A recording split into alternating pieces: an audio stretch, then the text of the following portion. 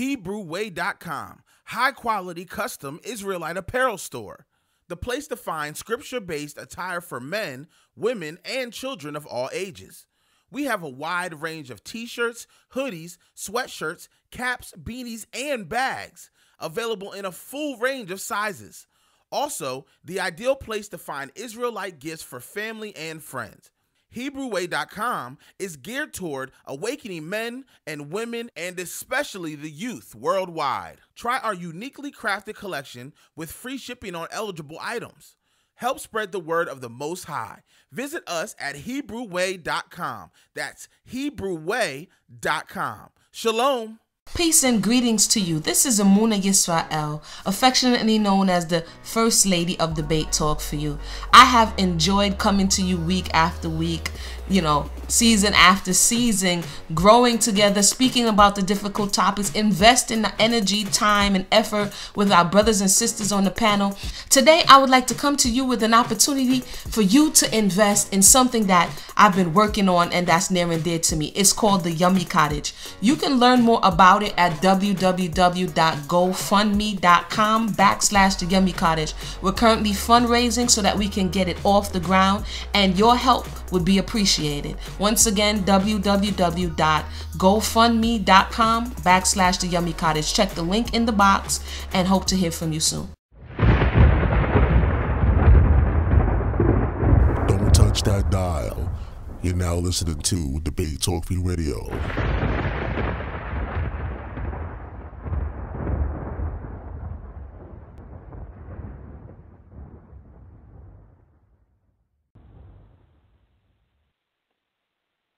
Hey, shalom, bon nuit, buenos noches, Lila Tov. Welcome to episode number 14 of Under the Palm, Hebrew Women Speak. This is Mayana Hassofaret. I'll be your host tonight. If you missed our last conversation on episode 13, we discussed being in the shadow of Eve and how that has helped create a narrative that holds captive the feminine principle in a negative space. She is perpetually in the fallen state of disappointment, disobedience, and betrayal. She's often given a script where she can only play a supporting role to the main actors, and that's always or almost always the man. But episode 13, we gave a list of the ways that women played important and involved roles in the community, apart from the admittedly honorable roles of wife and mother. If you want to learn about influential women apart from Deborah and Huldah, and some interesting facts about the Hebrew warrior class of women that Black Panther's Dora Milaje likely drew its inspiration, check out the archives on YouTube at www.youtube.com/debate talk for you. Today's episode number 14, is about being in search of sisterhood.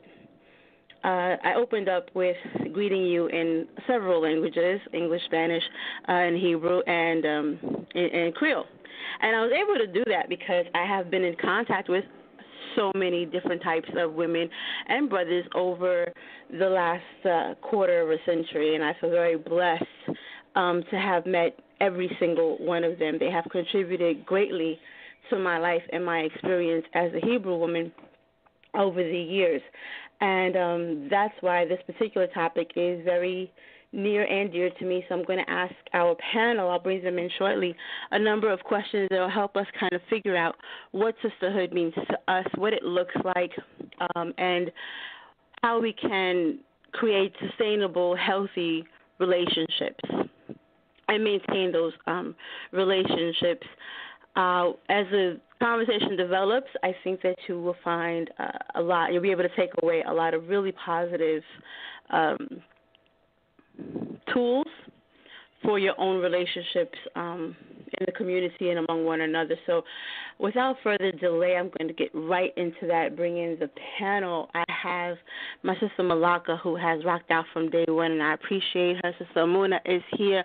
Shout out to Sister Ashanti and Sister Only Love is once again on the continent, a very, very busy, very, very dedicated sister. She's on the continent once again in Ghana, doing the research, visiting the Hebrews there, and as always, we look forward to the great and interesting stories that she comes back with. And unfortunately, we're on the radio, so you won't see some of the really cool pictures, but she does have a YouTube channel, and I will provide that for you also so that you can follow some of her work and research and interactions with the people in Ghana and Nigeria and on the continent, and some of her research that she is putting on wax for us in our edification.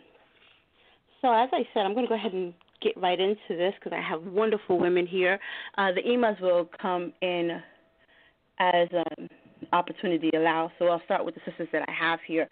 So Malaka, shalom, sis. Shalom, sis. Shalom, Anyong, Oni, Anyong. Go ahead and greet the people. All praises to the Most High, the Holy One of creation, and shalom to Sister Imuna and you, Sister Mayana, and to all those who are listening right now. I'm happy to be here. Another conversation. I always say to the ladies that every time we talk, I grow. So I'm looking forward to the conversation on sisterhood tonight. Hallelujah. And Hallelujah. I'm feeling really excited. I have a lot of energy. I'm feeling really excited. Every time I hear your voice, I feel a little bit more energized. Hallelujah. I'm grateful for all of you. Hallelujah. Sister Amuna, now, I know you pretty well. I feel very blessed to have gotten to know you, gotten to follow your research, and I know that's not a space that you open up to everyone, so I feel very blessed to know you. Go ahead and greet the people. Shalom, can I be heard? Absolutely. All right, all praise be to the Most High, the Holy One of creation. Pray everybody's having a blessed night. Shalom to Sister Malaka, Sister Muna, Mayana, all the elders. It's good to be here. I look forward to the conversation. And yeah, did you ask me a question? I forgot if you asked me a question. Did you ask me a question? Not yet. I just want the people to get. All right, I didn't think so. Okay, I was just greeting the people. Alrighty. All right, I get the mic. So just to let the people know that today's conversation is about sisterhood, and it might seem like kind of a no-brainer because we're a panel of what sisters, and I feel very blessed that we've had so many callers call in and say that we were able to demonstrate what has practically become a myth in Israel, that the women can't get along, the women don't like each other. There's no such thing as sisterhood. It's just it's the unicorn under the rainbow to the left and the land far, far, far away. And we demonstrate in real life, like I say all the time. Like I know Malaka in real life, only love in real life. I'm looking forward to meeting Shanti in real life, and Muna, we talk real life all the time, like literally every day. And so This is not for radio. This is not for likes. This is not so we can flex in the comment section. This is real love. This is real life. This is every day. And because I get to experience that, and I hear so many sisters say they haven't, I want to share it with all of you that are listening in. So, Toda for tuning in, whether it's on Blog Talk Radio or www.blogtalkradio.com/debate talk for you. Or if you're calling in and you're listening, preparing to press 1, you're always welcome to the conversation. And even the listening audience that will be tuning in a little bit later on, I appreciate you. We're winding down. This is actually the penultimate episode. Episode 14 is the second to last episode. Episode 15 will be our season finale. And before I go into the questions, I want to present and offer to the listening audience that for season 2 of Under the Palm Hebrew Women Speak, we are opening up a slot for someone to come in and join the panel. So if you're interested in joining Under the Palm Hebrew Women Speak and filling a position here, then please contact our producer, Sal Showtime. I think his contact information is usually in the description box, but you can always get at him via social media, on the YouTube, on Facebook. You can hit him up on Instagram, Twitter. He's literally everywhere. So feel encouraged to reach out to to our producer Sal, or if you have access to me, by all means, hit me up in the inbox and let me know a little bit about yourself. If you have a YouTube channel, a quick little bio, why you're interested, and about the show. So I just want to put that out there and join my sisters in saying, may the Most High go before us. All praise to the Holy One of Israel, the Holy One of creation. I'm going to ask the question, and for the callers, when I open up the phone line, I think I'll probably forward that question to you too. So the first question I have for the sisters is, what is sisterhood? That's a basic question. What does sisterhood mean to you? I'll begin with Sister Amuna. What does sisterhood mean to you? When you hear sisterhood, what comes to mind? Essentially the bond, a relationship between sisters, whether they be fictive kinship relationships or actual sisters, not just by blood, but it's the choice to have a relationship in the way in which women do, which is, sharing love, communication, sharing experiences, shouldering the responsibilities and the reality of everyday life. You understand? And so oftentimes sisterhood is built on these connections, be it positive or negative, because you can have a negative sisterhood or you can have a positive sisterhood. You know what I mean? People are, whatever, they can be centered around a trauma or they can be centered around a blessing. You know what I mean? It can be centered around a need. So sisterhood is just a vehicle, and it really depends on where you drive this vehicle to. And so that's kind of, in my own words, my thought process is on what sisterhood is. That's a great point. We talk about sisterhood, and I like the way you said that. So this is by bond and not by blood. Yeah, hallelujah. We have this bond, and I think a little bit later on I'll ask you to talk about trauma bonding. There's bonding, and there's, like you said, there's healthy bonding and there's negative bonding, and what we bond over can affect the sustainability and the health of that relationship. Sister Malaka, you can build on the thought that you heard from Sister Amuna, or add your own, or do both. The floor is yours. Yes, I really appreciate what Sister Amuna said about it being possible to bond over a trauma or over a blessing. That is so true. So in my words, my thoughts regarding what sisterhood is, of course I would say, sisterhood can be the bond between siblings that come from the same bloodline, same family, mother and father, or just mother or just father. But also sisters can be formed from a bond, and I would say that the bond would be typically a common cause, a common goal, a common interest, a common experience. And I think that, because I've been around for a minute, I'm in my 50s, I've had the pleasure of having many experiences with sisters, and some that weren't so great.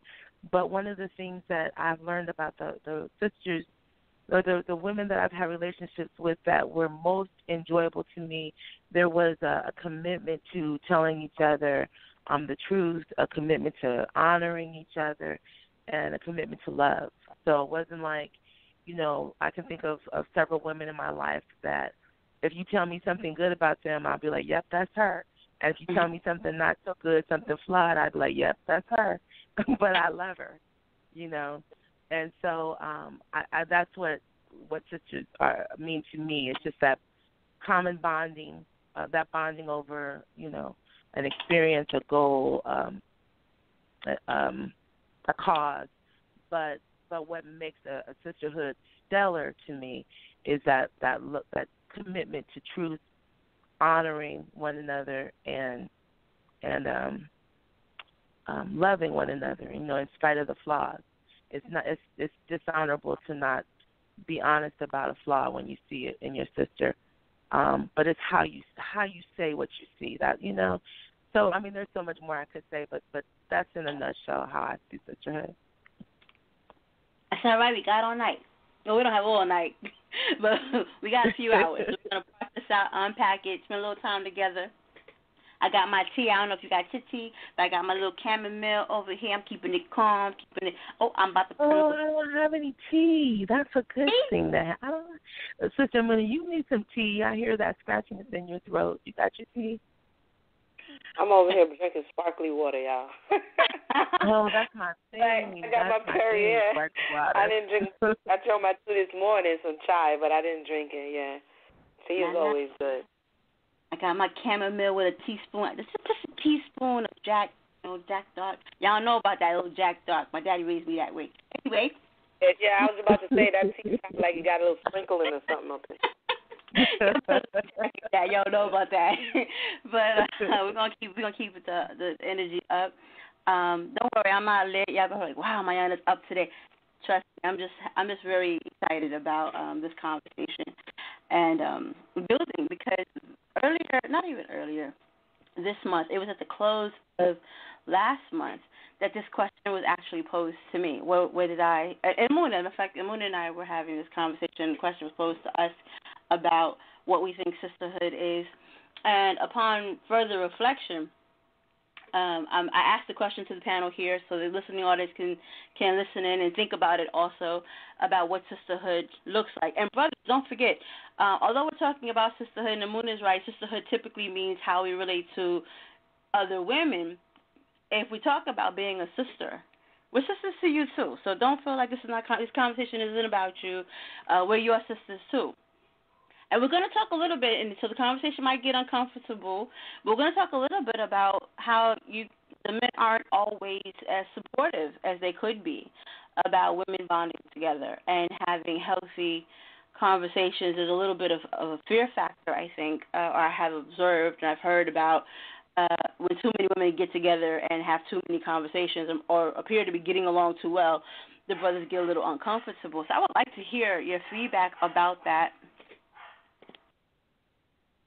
Okay, I just wanted to mute my phone because for some reason my dog is having a fit. I'm going to turn this over to Amuna so I can go check on the noise in the background. Amuna, can you talk a little bit more about the trauma bonding? Oh, trauma bonding. It's interesting. It's a term that was coined. Now you're gonna make me try to remember his name because I wasn't in remembering mode here.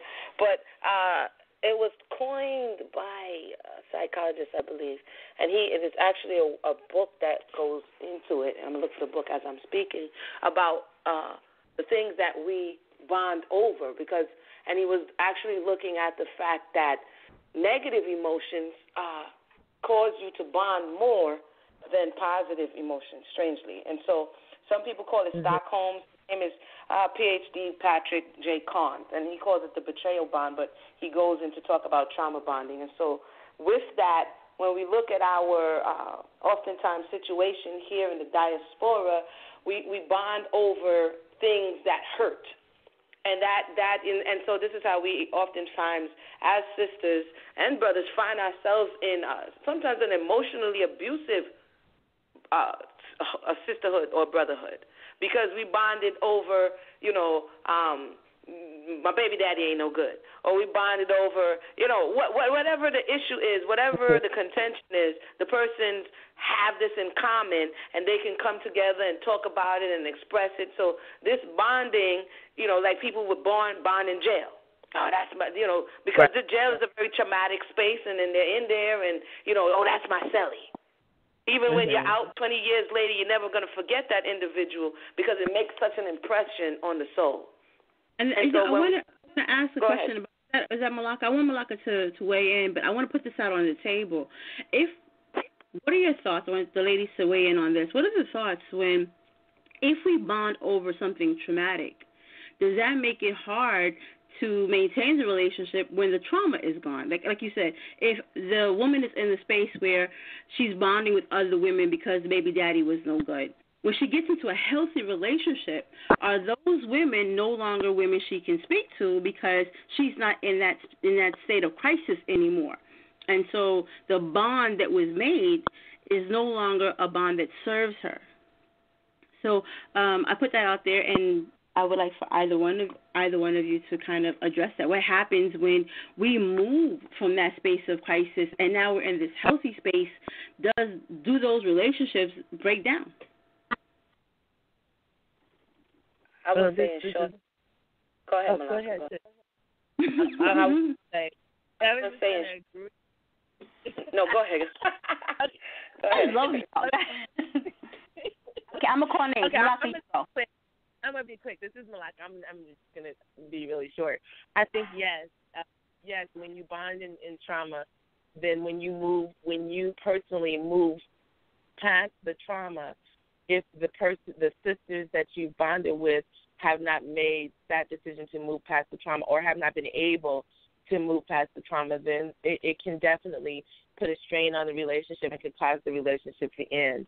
I can say that I've had where, I had a group of friends that we were single moms together, and all the stories that go back and forth as you share with single friends about your relationship challenges or dates that you went on that didn't work out well or whatever. Well, when you don't have, those stories to tell anymore, then maybe there's not anything else driving the relationship. And you don't realize that until those stories are not there to tell. So I think that that is very possible that you could strain a friendship or move out of, grow past the friendship if one is still stuck in the trauma and the other isn't. But it doesn't have to be the case, but definitely it can be. I yell. Thank you for that, Amuna. No, I would say I agree that it depends on the level of respect of the other party for you as a person beyond the experience. You understand? If it's a codependent type of relationship, and it's like, you've changed, you're not the same anymore, and you know what I'm saying? And it really wasn't about the person. It was about having someone else to be mad with. You know what I mean? So it really depends if the one person is growing. It depends on the level of love the other individual has for you. That, okay, I see you going on your journey. You know what I'm saying? Mm-hmm. But we may not be able to do everything that we used to do, but I'll still pick up the phone and say, how you doing? I'll still check on you to make sure you're all right. You know what I mean? Mm-hmm. And that's a different level of honor and respect for the relationship you had. Even though, you'll say, and that has happened in my life where I've changed and growing in a certain space, but even though they know if they're going to ask me, I'm not going to go, they'll still check and be like, yo, you all right? You see what I'm saying? And then others been on top. So it really depends on the nature of the relationship to begin with, which way that actually falls. Mm-hmm. Excellent feedback. We already have a caller. It's only 30 minutes into the show. We already have a caller who pressed 1. So I want to go ahead and welcome that person to the conversation. Sal, go ahead and open your mic. All right, family, let's go to 678-497. You're live. Shalom. I'm Danielle. Tell the people who you are. The people, they know you, so let the people know who you are. I'm sorry? This is the wife that's always being shouted out by our brother, Marielle. Did I pronounce his name right? Marielle? Yep, Marielle. Yes. I always tell him, go ahead and shout out your wife because I know you want to. And then he does, and it's always awesome. Welcome to the conversation, sis. This is your first time calling in, right? Toda, yes, this is my first time calling in. Hallelujah. I love sisterhood conversations and unity, so I'll be calling in from now on for this. Oh, we love it. Welcome. Sisters, you want to give a shout-out to our sister, Danielle? Yeah, shalom, sis. Thanks for calling in. We look forward to you. That's right. We're looking forward to the bill. Stay with us. We have a lot more for you, so thank you so much for pressing 1 so we could hear your voice and get to greet you. Shalom. Shalom. Toda. All right, so hallelujah.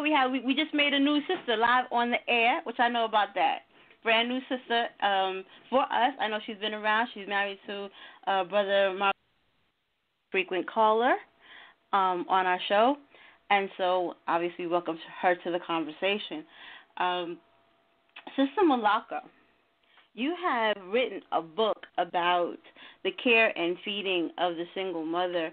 And on the pages, there's a lot about taking care of the self. And when I originally asked the question, the reason I'm making this connection now is that, like I said, this question was posed to me at the end of last month, the end of April, and Zamuna. And upon reflection, the answers are often given when we talk about sisterhood, about what the other person does. And it's great because we are talking about relationships between two or more people, but very often we don't take the time to think about sisterhood means what we do. Yeah. Not just what they do or what we do with them, but who we are. There's an element of personhood that has to be whole. Right? That you have to be whole. I have to be whole. Before I can be a sister to you, I have to really take inventory of myself and where I am in all of these spaces. And if I'm able to be a sister, because like I said before, I did a live and said, you know, we always talk about there's no sisterhood, but as long as there's someone willing to be a sister, sisterhood is all possible. But we have to first work on that. So what are your thoughts about that? I'll begin with Sister Malaka. Yeah, as you were speaking, I was thinking about myself in relationships with women who I call sisters. And it's so true that you can only bring to any relationship, whether it's a relationship with a sister, a relationship with a man that you're going to be a mate to, you can only bring to that relationship who you are. And you can only hide who you are for so long before the truth of who you are comes out in the process of building that relationship. And, you know, you are what you are as a product building that relationship. Whatever's in you is what you're using to build. Or, you know, unfortunately, it could be used to tear down. I wanted to say, you know, like as I was studying a little bit to prepare for tonight, you know, I was thinking about because a lot of times, especially in Hebrew spaces, you know, we call ourselves a kot or a koti, you know, the Hebrew word for sister. And I was looking into the meaning of that word, and I was really surprised to find that the word doesn't just mean sister in the literal sense of sister, but it's also the way that it was used was to define like power structure. It wasn't just sister or brother that was used that way, but father as well. And what I mean by that, for example, you know, a younger man might refer to an older man as father, who is not in any way blood related to him, but is simply someone he looks up to for leadership. There is a referring to sister as akhat, meaning one who's equal to me or one who is like me.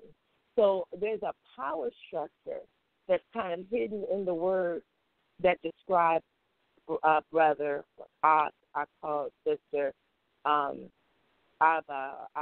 father. There's a power structure that's kind of, you know, buried in the word itself.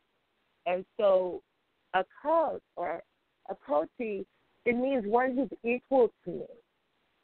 It's very often when it's used in Scripture, it's meaning one who's equal to me. I'll give you an example.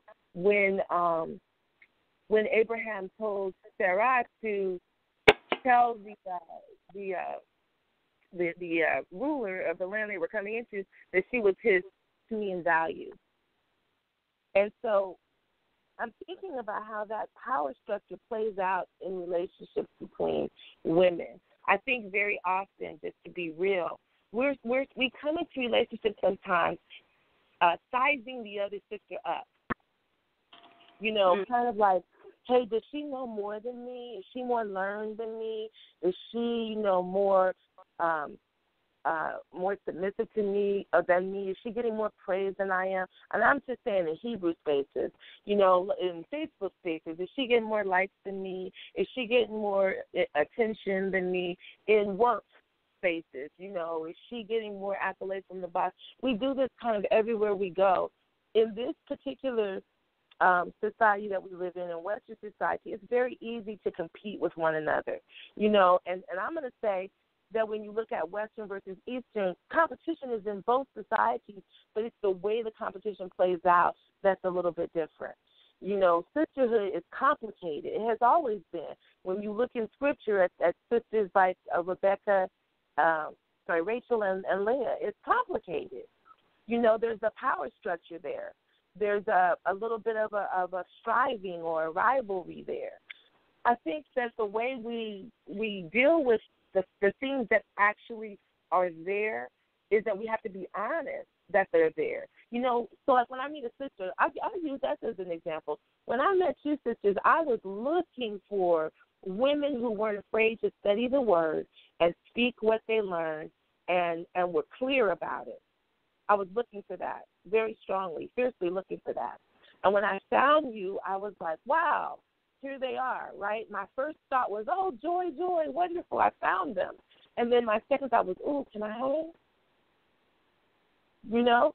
And so there's that thing where we're looking at the other woman and sometimes we can even get into like love-hate relationships with our sisters because we respect them, we're impressed by them, but there's something that makes us feel a little bit like maybe we're not quite where they are, you know. And that's not just me. That's a lot of us go through that. And I'm just being open so that we as sisters, you know, not just us here right here on the panel, but as the sisters call in, we can talk about that. We have to look at ourselves, what our own little insecurities are, you know.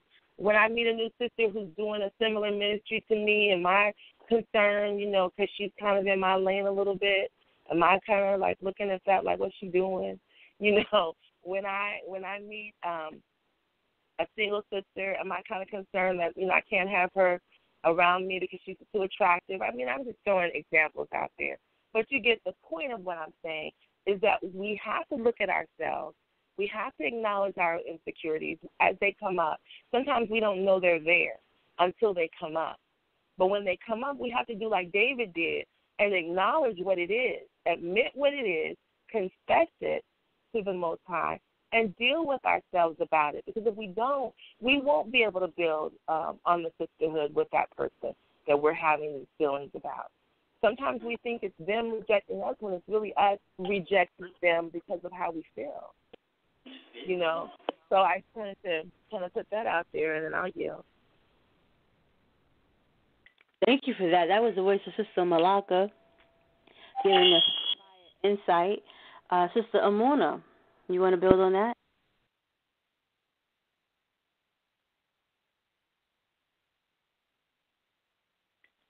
Do we still have Sister Amona? Sorry, I'm talking on mute. No, I was saying that that's some real stuff that Sister Malaka brought out, some honest assessments that she put on the table, that the responsibility is for the individual to know themselves. You know what I'm saying? And to be able to admit what it really is. Because what happens amongst, and this is why sisterhood gets a stigma, is that instead of analyzing, oftentimes, what? No. Instead of analyzing the self, sorry, that was the baby. She's like, oh, she on the phone. Let me hold her up. Let me get this.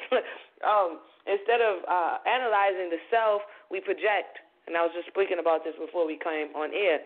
And so if it's something that you like, the individual likes about someone else, if it's hard for them to give them that credit for what it is they like, they'll, like, make it an issue. You know what I'm saying? And so, and then women, begin to squabble, or, as some people say, women are cliquish and they click up, and then now it's like, oh, see, this is why it doesn't work. Instead of being intellectually honest or being emotionally honest and coming to the table, or even just for yourself and say, okay, I'm struggling with this. Because insecurities is a human thing, and oftentimes it comes from the incubation stages, the stages of where you're coming out of, and they come into, like you're saying, you come into whatever it is you're coming into as who you are. You understand? And so if these issues, these deficits were created in the home space, or you had competition in the home space with your blood sisters or lack thereof, right? then when you come into a sisterhood space, you're going to be maladaptive. You're not necessarily going to know how to relate. And it's going to you're either going to be the person who always has problems. You see what I'm saying? The person who is always like, poor me, who I'm going to give you everything, and that should mean I'm going to give you $20,000. You know what I mean? And that should mean you should be my friend. You see? And because it all doesn't look the same, the individual should be responsible for at least being honest about where they may necessarily fall short and how they can fix it. So hopefully that was helpful. But I'll put it this way. Definitely. What I'm hearing from the panel is that honesty plays a very big part in any type of healthy relationship, particularly when we're dealing with women and we're dealing with building our relationship as sisters. The ability to be honest with one another, to be able to have a safe space to assess one another in love, and the other person receive it in love, and then build past it, and not to get stuck in those spaces. So it's great that both of you brought that up. Sister Malaka mentioned how Abraham referred to Sarah as sister when he was talking to the Pharaoh and the other king. He did it twice, that he called us Sarah's sister. And we've had many discussions as to why he would do that. But I do want to pay attention to the fact that this is a husband calling the wife sister, and it brought to my remembrance that in the Apocrypha, for those of you who have read the Apocrypha and give it any credence, Tobias, when he gets his wife, Sarah, and they're in the marriage chamber, and they are to consummate the arrangement that the elders had made for them to be married, there's a prayer that Tobias initiates. And in the text, depending upon what version you have, but most of the versions, the majority of the versions will read, "Arise, my sister." This is a woman who is to be his wife. This is before they go to do anything else. He says, "Get up, my sister, let us pray and petition our Elohim to show us mercy and to give us deliverance," or may the Elohim grant us mercy and protection, again, depending upon your version. But in all of these versions, or most of these versions, Tobias turns to his intended and calls her sister. And there's an intimacy, like Sister Malaka alluded to, there's an intimacy there. There's a pointing to positionality in the relationship when the man looks at her not as the adversary, not as the one that betrayed, not as the one that is in this perpetual fallen state, but as his sister. There's an elevation there. There's a oneness there that denotes a type of intimacy that Hebrews would have understood. And that's why it was great that she went into the Hebrew and looked at the implications that the language holds. I'm sure that if we went and looked at the glyphs, that we would unpack even more mysteries, looking at this word akot and looking at the word ak and what it means to refer to one another that way. So when we use these terms for each other, we have to understand what spirits we're calling down, what energy we're putting into that assignment to the other person. We have another caller, so I just wanted to give my kind of feedback on the conversation as it's developing. But we do have another caller, so I want to open up the phone lines to that person. So I'll go ahead and let the caller through. All right, let's go to 347-526. You're live. Shalom Aleichem. Wow. My name is Sister Lasheva, and I for the conversation. Yes. I saw Sister Malaka's post of the blog talk, so this is my first time tuning in. I even saw another sister inquiring that I communicate with, and the conversation, the discussions that are being had. I find them very valuable. I like what I'm hearing thus far. A lot of valid things were said. I'm kind of multitasking, so I didn't have my pen and paper out to jot down bullet points of things that really caught my attention. But I will say this: in the topic of sisterhood, it's real. First of all, for me, sisterhood, definitely it's a bonding. And to me, sisterhood is something that when we're walking this walk, when we're truly in the truth walking this walk, the ahad, the oneness of sisterhood should be there. Point blank, period. I'm your sister, you're my sister, whatever it is, let's bond over the word. You need to talk about something, and it should be sacred. And I think for those of us who actually go there with treating sisterhood sacredly, in being there for others, extending ourselves, sometimes may have not been reciprocated that. And it could be because of people's, past experiences and hurts or immaturity, or not fully, walking the way they should be, or whatever. There's like a whole multitude of things. And I do believe and understand what you're saying about that sometimes some things are reflective of our own behaviors, and sometimes we're not aware until something's pointed out. I'm one of those big ones to say, when the finger's pointed out, there's 4 more pointed at you. So before I say, you did something, or what did you do, I said, no, what did I do? I ask you, what did I do? Let me know so that I can grow and so that I can correct it. If it is something in that respect, because we're all human and we're not perfect and we're going to err. And so we just need to be more sensitive to other people's feelings and how they would receive, how we would receive the same thing. How would they receive certain things? So, the trauma bonding thing is a definite thing. Sisters definitely will bond behind a shared issue. And that's what I was saying, valid. Oh, my goodness. There's so many sisters that once you've grown past that and they're still hugging on to it, they can't communicate with you anymore. It's a sad reality, but it's all too much a reality that there are a lot of sisters out there that, if you've matured past whatever that is and they're still in it, then it's like, you're not part of that clique anymore. It's just like, oh, no, you couldn't, you don't understand that anymore, And you're like, no, I understand it. Remember, I was just there yesterday with you, but I'm saying there's a rainbow, So I love what I'm hearing. I look forward to hearing more, and I don't want to hog up the mic, so I do appreciate you opening it up, and many blessings to all. Hallelujah. Is that Sister Elisheba? Yes. Hallelujah. I know your voice now. I know your Hallelujah. Yes. I recognize voices on here too.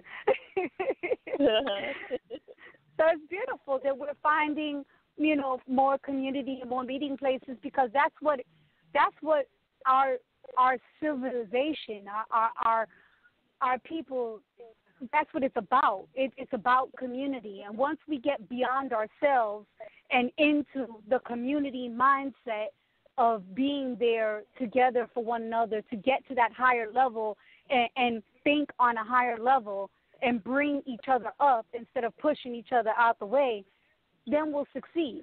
Then we'll be going somewhere. Right, that's right. Amen. Hallelujah. Hallelujah. I love this. I really do. I appreciate you calling in. I appreciate everything that you said. We got a little sister bonding going on. I got to witness that. Hallelujah. You made a lot of really important points, and I'm glad you came in and you edified some of the other points that we brought out, giving us great living examples. And obviously, so far, we're all in agreement. One of the other things that came to remembrance as you were speaking is I have found that coming into the culture, beginning to study as Israelites, one of the things that becomes common among the women is that there's this idea that it's lonely. We become very lonely because there's this idea of being set apart, and some of our former friends don't like the things that we're talking about now. They don't understand what we're doing anymore, and so we begin to feel isolated. We don't really know all these long skirt head wrap people who are going around with fancy Israelite names. We don't really know them either. So we kind of find ourselves in this space of I'm by myself, and it's really hard to make new friends, right, or make new connections. And then we have this mourning period about our old connections. And so there's this period of time where we feel alone. And then we also have these other voices that tell us that you can't really trust that sister.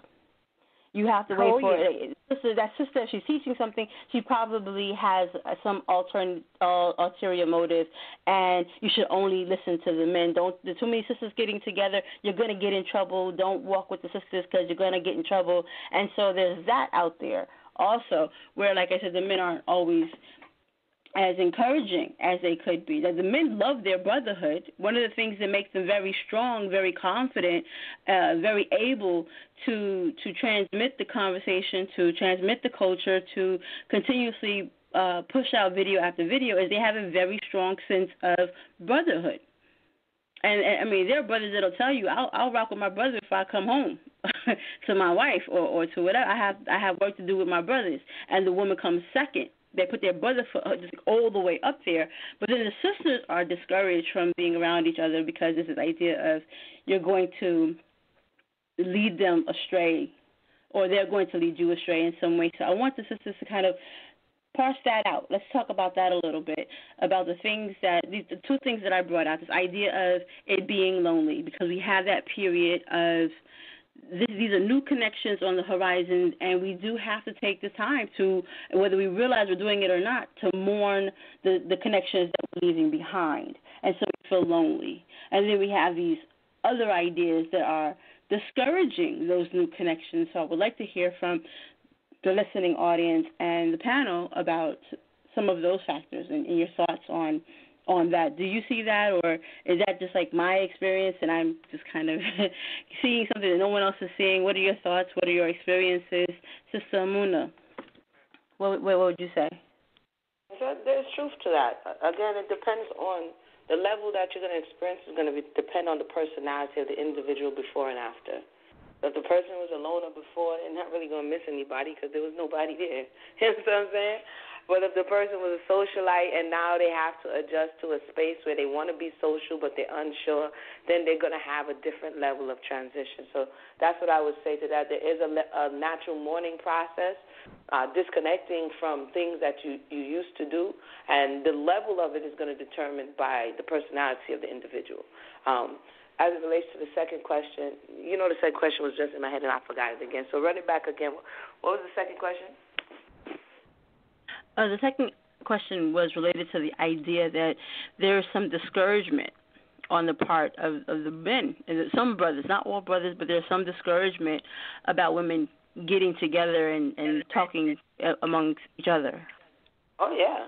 Because first of all, sister, in the book of Genesis, you understand, it was Eve who, through information, chit-chatting with people, that got us all jacked up. So, you know what I'm saying? So this is the conversation. This is how the fear of women transmitting information by nature, there is a level of communication that's in with the feminine principle, right? And ideas are passed by. This is why you see marketing, the mass marketing markets to the feminine principle, because they know she's going to transmit that information because that's her job by nature. This is what she does all day in her family. She transmits this information. So they know if it is, it works both ways. I can see why there's an apprehension on the male's perspective because he's supposed to reinforce the boundary. If we go back to the Genesis story, he was supposed to reinforce what was said. But because he didn't, instead of taking responsibility, he blamed it on her. So there's a fear of if she's programmed, quote unquote, and she goes out there getting new information, she's going to infect the space, right? And so there's this real fear. However, because then the thought, and correct me if I'm wrong, brothers, there's a thought that, he controls his own thoughts. When in actuality, we see that that's not the case either, they're also highly influenced by those that's around him. But for some reason, the fragile thoughts of women, she's not going to be able to control herself, and then she's just going to bring back bad information. So how about you just don't go talk to them? Or if she's in an abusive space, you don't want, the abuser doesn't want anyone tinkering to let you know that whatever you're in is wrong. You understand what I'm saying? So it's really the fear of the power that sisterhood can have when used correctly. So that's my thoughts on that. Excellent point. While that's on the table, I'm going to slide the plate over to Malaka so she can dig in. But Malaka, what are your thoughts about that, this idea that too many sisters together might spoil whatever narrative is being pushed? I would submit that is that because that's what they've done with their brotherhood, that they have, in strength in numbers, reinforced certain ideas and concepts, and if it gets weighted where there's a balance and there's voices on the other side, not like the lone voice of dissent, but there are voices on the other side saying, let's go back and look at this, then it becomes a problem.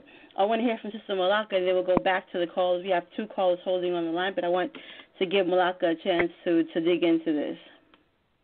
I think it has to do with influence, wanting to maintain the primary influence in your wife's life, and that's, not a bad thing, that they want to maintain primary influence in her life. I think that's the fear, is that someone else will influence.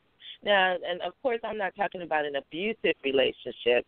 When you're looking at an abusive relationship, abusers are known. They're one of the tenets of their MO is to isolate. They want to isolate and get you away from a group, get you away from family, get you away from anyone that would be able to identify that you're being abused. So, when you're looking at abusers, we know that they're isolating. So I'm not really speaking to that. I'm speaking to a healthy relationship where the husband may have some fear, and he probably wouldn't describe it as fear. He would describe it as concern, but I would say that it's fear, that the woman is going to be influenced in a way that disrupts the flow of his household, the way that he wants his household to flow. The mindset or the paradigm that his wife sees things through. He wants to be the primary influencer in how she sees life, And I would say that that's an imbalance. That's not a terrible thing, but in actuality, you really, what would be wiser, in my opinion, is to build your wife up so that she can hear from the Most High through His Word, so that she learns to study His Word for herself and understand what Scripture is saying, so that she is, in her core, in her inner being, she is steadfast and immovable, abounding in His Word and in His work. That's how you can ensure that your household would be maintained. But the caveat to that is that has to be what you want. If that's not what you want, you're not wanting, a godly home or a Yah, inspired and motivated home. If it's something different that you're looking for, then it may be that you don't want her to be around other women who are speaking Scripture and reading and learning Scripture, and that's something that the gentleman would need to look at. Why he's feeling that way. Who is he really trying to serve, or who is he really trying to be? If that's not something that he wants his woman to be doing to other women, or praying with other women, or communicating with other women regarding things that are righteous, So I would that would be like the first part of my answer is, I think it's about influence. It's about him wanting to maintain primary influence, and I would submit that it's better that y'all have primary influence in your woman's life. I would just say try that. You might find that's better. And then the second part of my answer to that is, as a woman, it's important to use wisdom in your friendships and in your relationship. You know, if you've got women that you enjoy being around or you enjoy speaking with on the phone, if every time your husband walks in the house, you're on the phone, you know, that's not a good thing. And then secondly, if it's always the same sister, that may not be a good thing either because he's looking at that. You know, men are possessive, you know, and that's just kind of in their nature to be. And so you got to use wisdom. You know, if he's coming in from work and you happen to be home already because you're a homemaker, or you happen to get home before he does, it's wise to greet him when he comes in the door and not put him to the side while you're building a relationship with your sister. You don't want him to be jealous of your friendships with your sisters. You want him to feel that your life is being enhanced by your friendship with your sisters. So I would say there's some fear that drives that on the man's part, but I would say there could be some not wise decisions in how we build our relationships with sisters that could be driving and causing his fear to be substantiated. With that, I'll yield. That's a great point. The idea that we don't want, and that's one of the things that we have been trying to do and emphasize in all of our episodes, is that we recognize that there's tension between the masculine and the feminine energy and the masculine and feminine principle, but the purpose of having these conversations is to acknowledge it, recognize it, and then reconcile it. We don't want the tension there. We want both sides to become comfortable with one another. We realize that there's this need to rebuild trust, and we do not.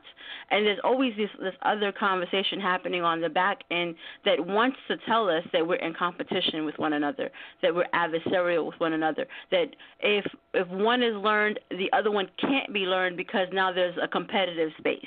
And instead of it being a complementary space, a space that is supportive, and we have two whole, active, prepared, and learned people forwarding the will of the Most High, and looking at that as a positive thing, that's not happening. We want that to happen. That's what all of these conversations are about. Even when we talk to each other as sisters, we're building one another up so that we have that kind of resilience, and we don't take it to heart, some of the things that the men are saying. And if there's something about what they have learned and they bring it to us that we've studied, and it's not about I think, I want, I like, I don't like, or I feel, it's this is what the text says, let's build. All right? We're tired of tearing things down. We want to build together.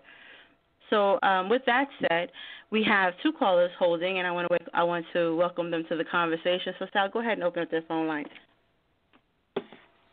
All right, before we go to the call, just letting everybody know on social media, people sharing the show. We appreciate the family out there that's supporting us and checking out Debate Talk for You under the Palm Hebrew Women Speak. Make sure you call in. Again, that number is 319-527-6239.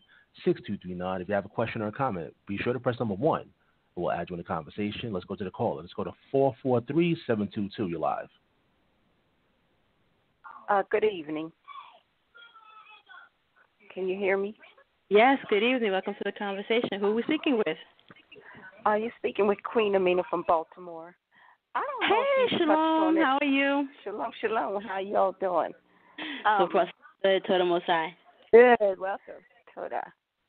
I found 3 things in my life that I found that gets in the way of sisterhood. And I think Sister Amuna touched on it a little bit, and I call it the serpent mentality, which male and female can carry. The man acting as that serpent, getting in the middle, that trickery, him lying to the sisters because he wants to have multiple affairs or get whatever he wants. And the second is the sister's ego that get in the way of believing his lies, believing what he's saying, and not researching and making sure what he's saying is truth. So it's the serpent mentality, her ego of wanting to believe that he's coming to her because he's in need of her, and that, she won him because the other one wasn't doing what she was supposed to do to keep him. And the third one is just simple, plain out jealousy. not wanting to walk in her truth and her strength. And I'm going to share a little bit of my personal situation. I'm getting ready to go through a divorce, and I've been married for 17 years, and I got married in my late 30s because I could have been married in my 20s, my teens, but I didn't, and I just kept waiting and waiting and waiting, and I wanted to make sure that other person, that significant one that I was with, was finished with their waywardness, whatever, just making sure it was that right person.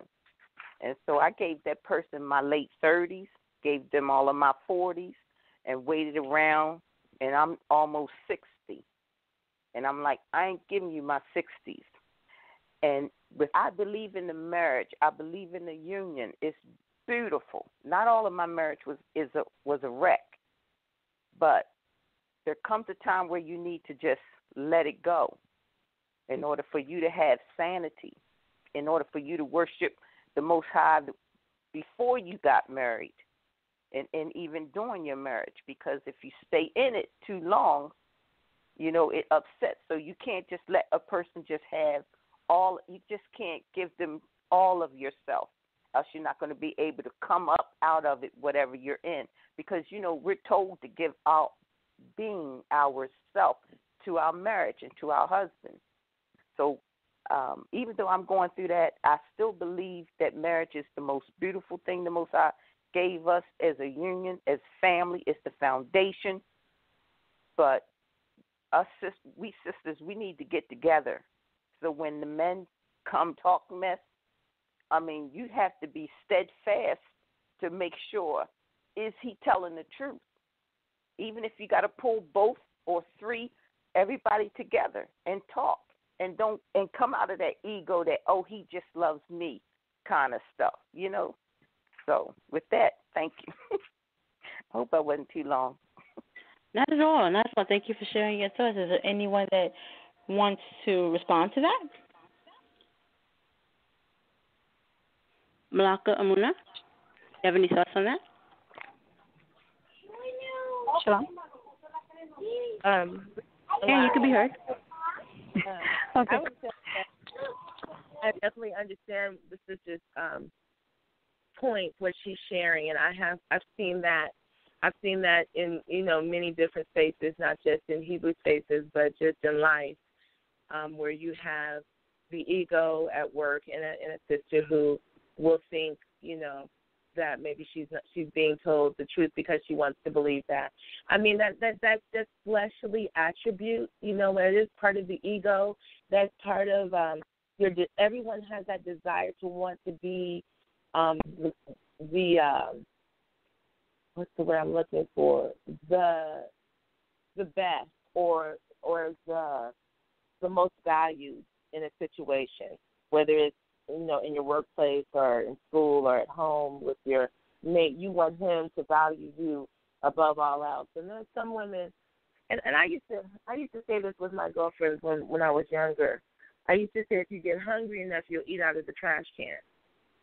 And I mean that in an emotional sense. If you get emotionally hungry enough, you will eat garbage.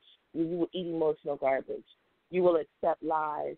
You will accept things that are being said to you instead of what your own eyes are showing you.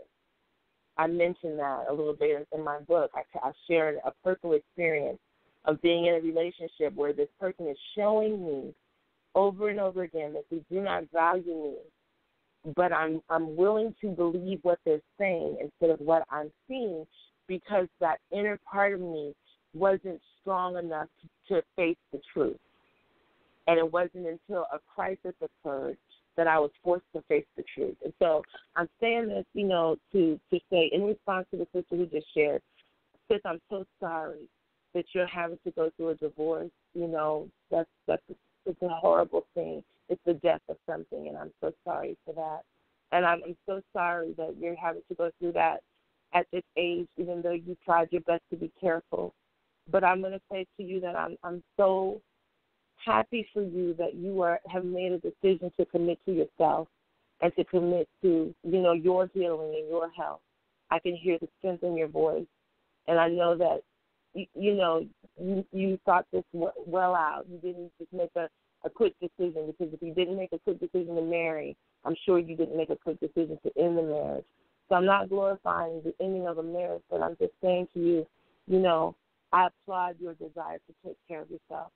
I applaud your desire to live your best, fullest life, in your 60s. I'm 55. I'm right behind you. And I understand the urgency that kicks in when you hit certain age markers, and you look at your life and you say, what have I been believing? What have I been accepting? What have I been allowing? What am I doing? And then to have the power and the courage to make a change is just awesome. So I hope something I said helped. I hope that I answered the question, because I kind of got lost in my own thoughts. So that I yield. Thank you for that. Thank you for that. I'm sure that a lot of what you said resonated with someone out there. So hallelujah. Thank you for sharing your thoughts, Sister. Sister Mona, you want to weigh in on this? Give people a little solonomics on that.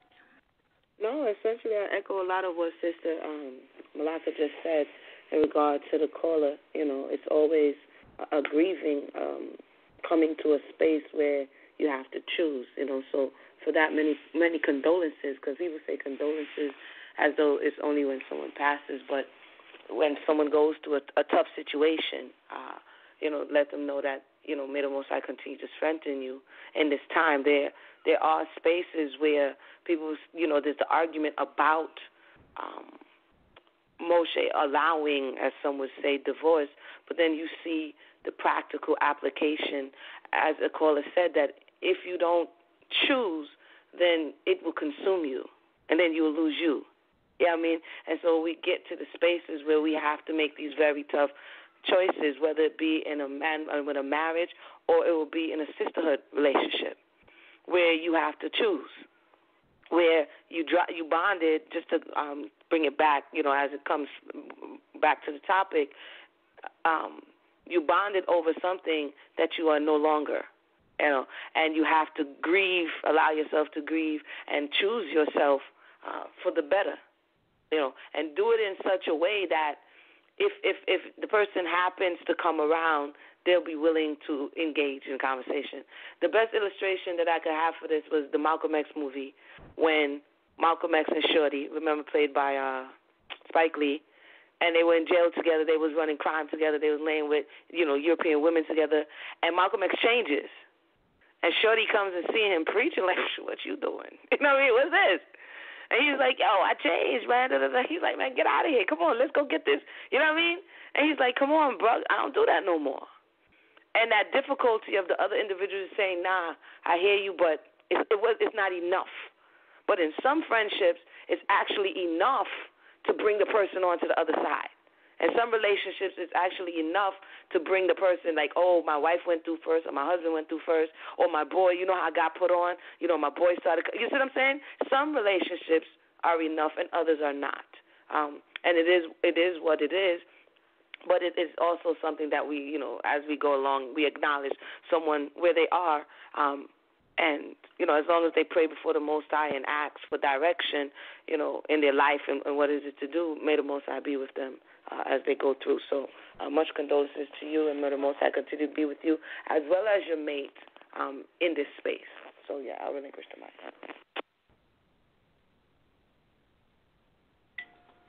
Okay, I mean, hallelujah. When we talk about marriages coming together and marriages falling apart, that's always a very sensitive space. And I sense that there's someone in the listening audience going, I cannot believe they're supporting her, divorcing her husband. That was a bad thing. And there's always this idea that the women have this perpetual obligation to be in dangerous or unhealthy spaces. And kind of the go-to thought is that the Most High hates divorce, and Cain, indeed, he does. But he also hates being it was never the Most High's intention that the male would mistreat or diminish or become a negative energy for his daughter either. And so even in the conversations about the Most High hates divorce, and that was never the original thought, the rest of that is it was never the original thought for the man to hate the woman. And when this new thought gets introduced to the original thought, then the second thing becomes necessary. And that's where the allowance comes in, because the original thought was already breached by this new thing. It was also not the original thought. And when things become no longer what the Most High had intended, then this other thing must happen also. So, no, I want to be very clear that no one on our panel is celebrating or encouraging the dissolution of a marriage. Marriages are a very sacred and important bond. It's an ascension relationship between the male and the female. I said ascension. I did mean ascension. If you're thinking I should have said essential, I mean that also. But it's an elevated state of intimacy and connectivity. And so I just want to be on record that we obviously encourage and endorse the long-lasting, sustainable relationships, but we acknowledge that things happen, life happens. We go against the original intent, and unfortunately, these things happen. And when it does, it's important to seek the Most High and make sure that you're on the correct path and that you do something that keeps you healthy and whole so that you don't find yourself in those kinds of situations again. So I don't want to speak for everybody, but I do want to speak in terms of saying I'm pretty sure I can speak for my panel when I say that we're not encouraging the dissolution of marriage in any way at all. I know that one of the Emas are here, so I'm going to go to the next caller. I don't know if that's going to be her. I'll be looking for her number to bring her onto the panel. Ema Yehudi's out there knocking on the door. So I'll open up the door for the caller that's next in queue. Oh, shalom. Hi, Ema. Hi, shalom, everybody in Sal. Love you, all of you. All right, Ema. Before I let you speak, go ahead and take your seat at the head of the table. We have a caller, a guest caller. So we'll take our guest caller, and then we'll just bring you into the conversation organically. Is that okay? Is this sisterhood and sisterhood in relationship with marriage, or is just sisterhood? So can you iterate that, and then I'll relinquish the mic.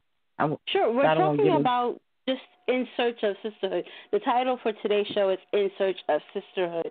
And we're looking at the various ways that sisterhood can be encouraged or discouraged, the way we build it up and the way we tear it down, and all the different factors.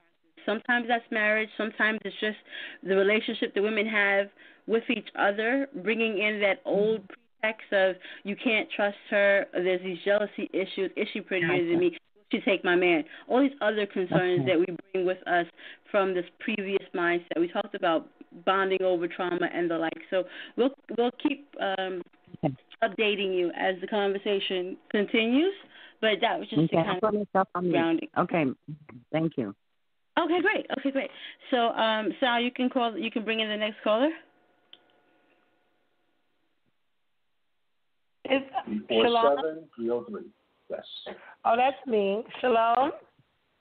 Sister Aisha? Yes. Is everything okay? The conversation. Oh, shalom, sisters. How are you all doing? Yeah. If you're wondering how I knew that was Sister Aisha, once again, this is a sister I know in real life. Like, I see her every other Sunday. So when I tell you we do sisterhood, we do it in real life. That's what it is. All right, Sister Aisha, so you've heard the conversation. Welcome. Well, I don't know. It was on sisterhood, and then it made a turn on marriage. So I'm going to try to, I guess, sum it up. I know for certain, I know specifically when it comes to, and I agree with Sister Malakia. No, I understand a man's need to want to be that influence in a woman's life. But the idea that, if she has other sisters around her, they're going to corrupt her. It sounds like a person who either A, has too much control over what their wife is thinking, or thinks they have a lot of control. And then that control, is it just the normal man being the head of the household, or is it an over control? and are overbearing, that's the question. Because I've heard this before, oh, y'all women, you travel in packs, you do this, you do that, and all this stuff. And I'm saying to myself, if another woman has that much of an influence over your wife, to where if one conversation with her, a few conversations with her, she's going to leave you, it just sounds to me a bit far-fetched. I think that we live in a society where our men really have been emasculated. And because of the emasculization of our black and Israelite men, they tend to feel powerless. And not only in the world, but also in their own family life, because a lot of them have been put in situations where they've been incarcerated or, maybe didn't make the best choices and chose to, have a criminal background or whatever, through societal, whatever, they become products of this society. So they sometimes, I'm not saying all the Israelite men, and I'm not saying all the time, sometimes some of these men don't have the ability to earn the income to provide for a household, or, they feel emasculated and less than a man in a lot of ways. So what usually happens is that they want to be able to, control something. And I guess because they can't control other aspects of their lives, there's the sense of wanting to control this woman. And, I'm going to control her, and she ain't going to have no outside influences. And if she doesn't have any outside influences, then she's going to go along with this. And I find that is very negative, because that only goes for if a person doesn't have a life that's very balanced, of where they would want to exercise that type of control to another adult. Now, if you have children, you have to have control over them because they're not old enough to fend for themselves. You have to guide their path, show them the way. But even with that, as the children get older, you have to relinquish somewhat. And the thing about it is that, and you have some women that are like that too. They want to have control over their husband, control what he's thinking, he's doing, who he's talking to. But that is not realistic. And 9 times out of 10, those relationships don't last. And if they do, it's a punishment to the person being controlled and the person who is exercising this over control. So the idea of some of the brothers, let me control my wife, I don't want her being influenced by these other Israelite women. Any righteous man who is an Israelite man who truly lives in this culture and follows the Most High should not have a problem with their wife having other righteous, honorable, sincere sisters to be friends with. Now, of course, if a woman's on the phone all day, when you come in, like Sister Malakia said, that would be, a bit much. But balance is the key. But the thing about it is, anytime you hear a brother, I don't want y'all sisters getting together because next thing, that means that they got things to hide and they don't want the sisters comparing notes. What a lot of these brothers have done is taken their negative behavior that they had prior to coming into this way of life and kept it, and then said, this is Israelite culture, which it is not. And then after that, if a woman goes along with it, they get a few women to go along with it. This is Israelite culture. This is polygyny. This is the way it is. I can't find a job. I'm a black man, all this crap.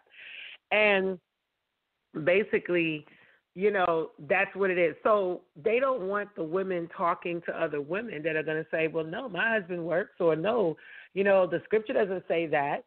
So you see, it's something where they have something to hide. They have something that they want to protect. They think they have this false control over this person. But even if this woman does not come into contact with another woman, eventually, if something doesn't feel right, she's going to put up some objection to it. And, the mere idea that sisterhood is being deemed as this, I don't know how any nation can grow without sisterhood and brotherhood. So the mere fact that you want to tell your wife, or the men want to tell their wife, don't speak to this particular sister because she's going to control you or she's going to tell you to leave me, shows an insecurity and is not attractive. And that's the thing with it. So I find that on the sisters' end, like Queen Amina said, first of all, jealousy, ego, all of that. And men feed into that too. I heard Israelite brothers say, oh, you're better than those other sisters. Why would you want to be with women that you're better than? And what the trick is with that, put a few women up on a pedestal and the rest of them, you know, oh, you shouldn't hang with those sisters because you're better than those sisters.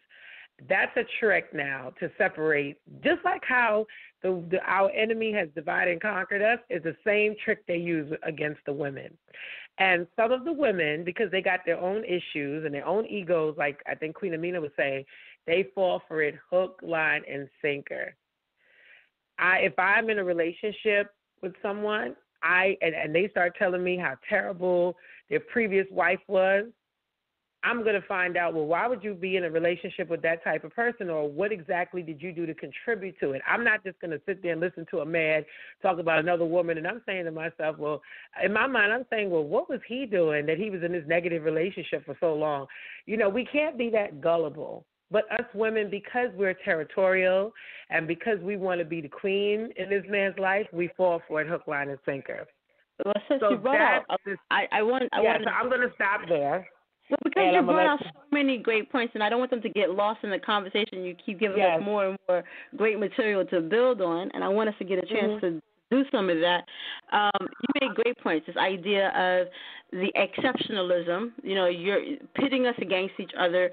You know that's more right. than her. You don't need that. You know, that person is a bad influence on you. This idea of insecurity, that's a big kind of discouragement or terror tactic that goes against us building sisterhood. That's what I was looking at earlier when I asked the sisters, do the men play a part in us not building sisterhood? And you brought out a number of ways that that's possible. You also brought out this idea of the influence that other women might have because they have more research, or maybe research that negates or disproves some of the existing narratives that are being used as these control mechanisms. And so there's that. Those are also reasons why the men may be against it. And that kind of leads into, we don't have any more callers, but we do have a comment that is on, it's in the trenches. And so I want to read this comment because it goes along with what Sister Aisha brought out and the panel has brought out and the other callers are bringing out. And so the question is from our brother Mario. Okay, we do have another caller, but I'm going to bring the brother's question out first. And he says, I want to make sure I read it from the top. Of course the woman is to submit to their husbands, but is there a good time ever for women to submit to another sister? And like for me, this word submission is problematic for a number of reasons. And then to put submission up to another woman, you know, I would, for me, if the question was being posed to me, I'd have a lot to say about it. But the question is being posed to the panel, and I get to sit in the host seat and pay attention to the people. But that's the question on the table. I will repeat it for the panel and for the listening audience, and then we'll take this last call and then kind of unpack what we've heard so far and bring Ima Yehudi into the conversation. So again, our question from the churches is, of course, the woman is to submit to her husband, but is there a good time ever for women to submit to another sister? So put a pin in that. We're going to go back and look at that question. If you need me to repeat it, I'll repeat it again. But we have one more caller before I turn it over for Elder Ima Yehudi and Amuna and Malaka. So Sal, let the caller in. Hello, yes, this is Brother Mercy. Shalom, Brother Mercy. Welcome. Always a pleasure. Yeah, what was that last question you read? The one that I read from the listening audience? Yeah, the last one you just read about submission. Oh, the brother asked, of course the woman is to submit to their husband, but is there a good time ever for women to submit to another sister? Oh, yeah, definitely. There's a time for that. If that sister is her mother, definitely, or her grandmother, or her aunt, sure. She should carry the wisdom of her ancestors with her and hopefully that will help her in a relationship. Hopefully the mom or the aunt may have some wisdom for her. You know, I think there's a New Testament scripture that talks about the older women should teach the younger women. So the older women should be able to pass on some information to the younger women. And, you know, vice versa. The older men should teach the younger men. That's what it says in the Bible as well, in the New Testament. So the older men are supposed to teach the younger men. The older women are supposed to teach the younger women. That's how that works.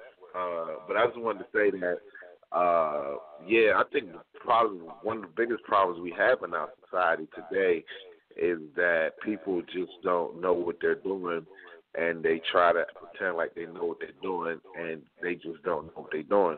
And so, you know, we got all these problems today. You know, we got people trying to control each other. We got guys trying to be like the white guy,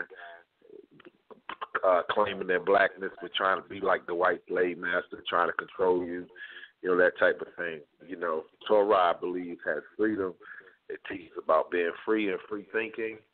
And I think that once you dismiss that, you know, you have a lot of problems. And if you really look at it, when I look at a bunch of, you know, I know we talk about sisterhood, but when I see a bunch of brothers talking, that's not always good either. Because when I see a group of dudes talking, 9 times out of 10, they're not talking about nothing intellectually challenging most of the time.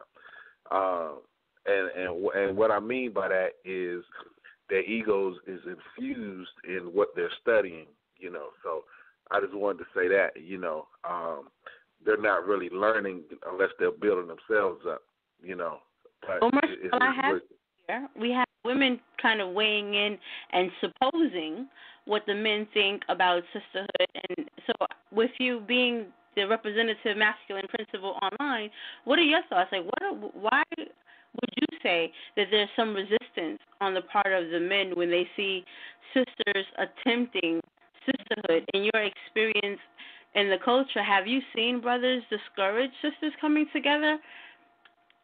But see, I think that, can I speak for the masses? I don't know, but I'll just speak for myself, that it depends on what they're talking about, you know. And that's any group. I mean, it's just not a sister group. That just depends on, I mean, you can have a cult inside of a women group, you know. And I'm just pointing out the negatives. But am I just totally negative? No, I'm not. You know, it just depends on what type of friends they have, whether male or female. I'm really not bothered by female friends. I'm more bothered by the male friends. But that's just my opinion.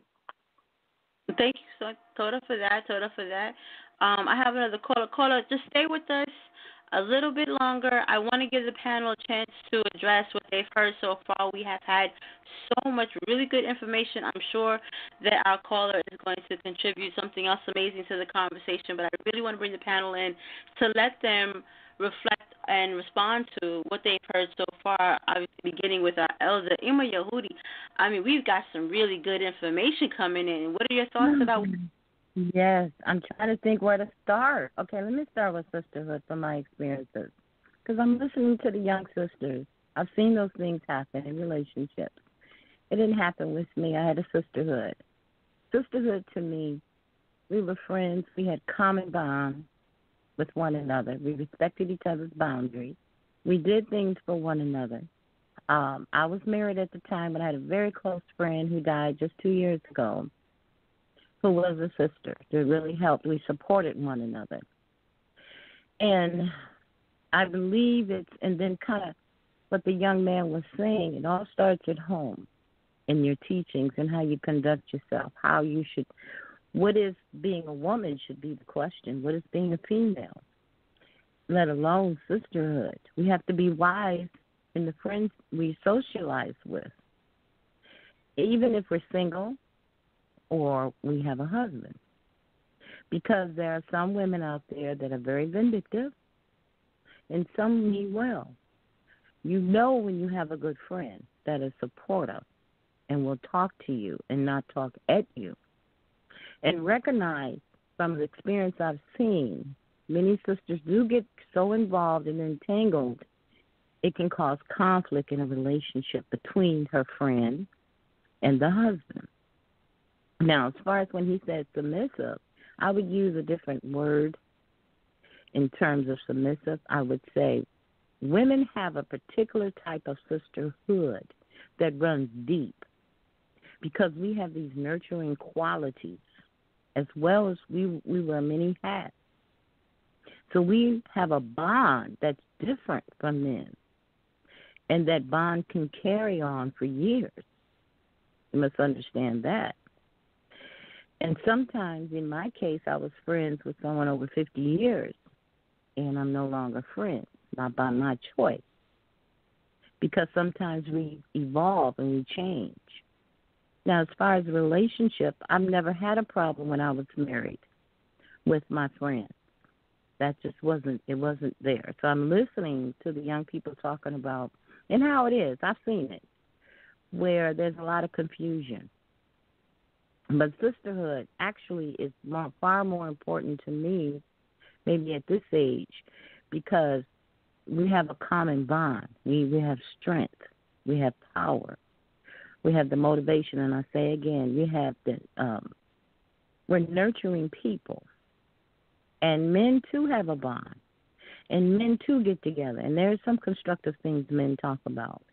But, you know, what has been missing is insecurity. Some people are very insecure. And so they may have an issue with their wife going out doing various things. But I say you met her when she did it, when she was going different places. And I'm not saying going to bars. And I'm talking about could be a play or a baby shower, anywhere. Because you have activities, too, outside the home. That keeps that balance. So these are the things that need to be brought out about other activities we have outside of the home that can enhance the home, that don't bring trouble into the house, but can enhance the relationship. So from that point, I'm going to relinquish. There's so much I want to say on this, but I want to hear some more input to be able, because like I said, this is a wide range, and maybe later on, if you have time, I'd like to announce a couple of things if I have your permission. Say who? Sure, absolutely. Towards the end, when you give your closing statements, you can definitely share with the people any upcoming events that you want to put us up on. Ima, you brought out a great point, this idea of womanhood, what it means to be a woman in this culture. Is that really something that the husband can teach you? Is that something that he, other than sharing with you what Scripture says, to actually look at the function, the purpose, and the doing of womanhood? That's really something you would learn from women. We understand that when we're talking about the necessity of having the man around when we're raising children, especially boy children. And so does that carry over to this conversation about being a sister, being a daughter, being a woman? Isn't that something that women would be able to convey to one another more effectively? So I would like to hear the women build on that. There's some things I want to contribute, but I do have a caller, so I won't speak over long. Instead, I will turn the conversation over to Malaka. Malaka, if you don't remember, the other question on the table is, of course, women are to submit to their husbands, but is there a good time ever for women to submit to another woman?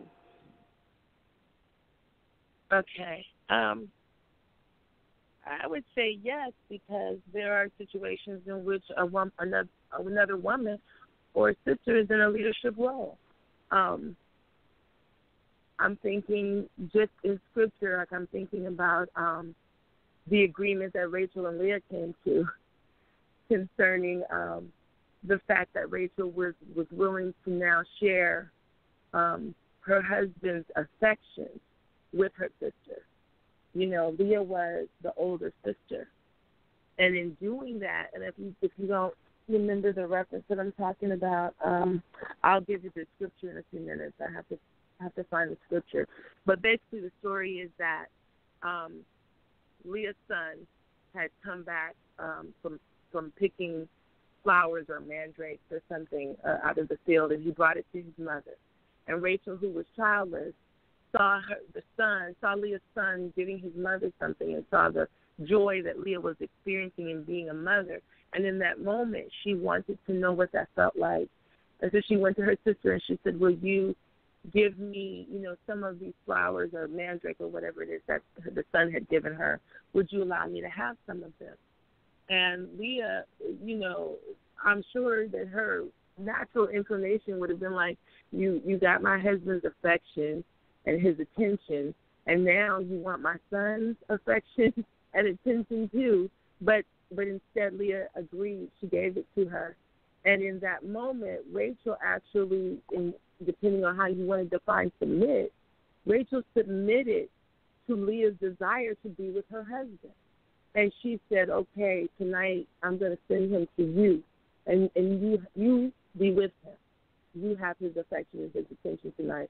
And I would submit, no pun intended, that was Rachel submitting to their relationship, to Leah's right to her husband. And so I'm just using that as an example in Torah of a woman, a sister submitting to a sister. If you are a New Testament believer, there's the story of Mary and Martha, where, Martha is the older sister and she's busy cleaning and preparing and being hospitable, but Mary is choosing to sit at the feet of Messiah and listen to him teach. And, the argument ensues where Martha is saying, you really shouldn't. She's saying to Yeshua, you should make her work and not just sit there and listen. And he says, I'm not going to do that. She's chosen the best part. And so in essence, he tells her, you should submit to your sister. You should do what she's doing. So I guess what I'm saying is, if we define submission as just, blindly lockstep doing something that someone else tells you to do, or can we define submission as following someone's example, or accepting wisdom and advice from a person, and submitting yourself to the wisdom and the advice of that person? And if we can define submission in that way, then I would say absolutely. There are times when a sister should submit to another sister. I've had sisters come into my life and tell me, you know what, you need to spend more time focusing on your husband. You got a lot going on. You need to focus on him. And I accepted that advice and submitted to my sister in my willingness to accept and receive that advice. I've had sisters tell me, I can see that your child, and named a specific child, needs a little bit more one-on-one time from you. I've had sisters who've been able to speak into my life in that way. And I submitted to their counsel. So, yes, there are times when a sister should submit to another sister because it's wise to do so. And, again, if you are a New Testament believer, it tells us in the New Testament, the older women are to teach the younger.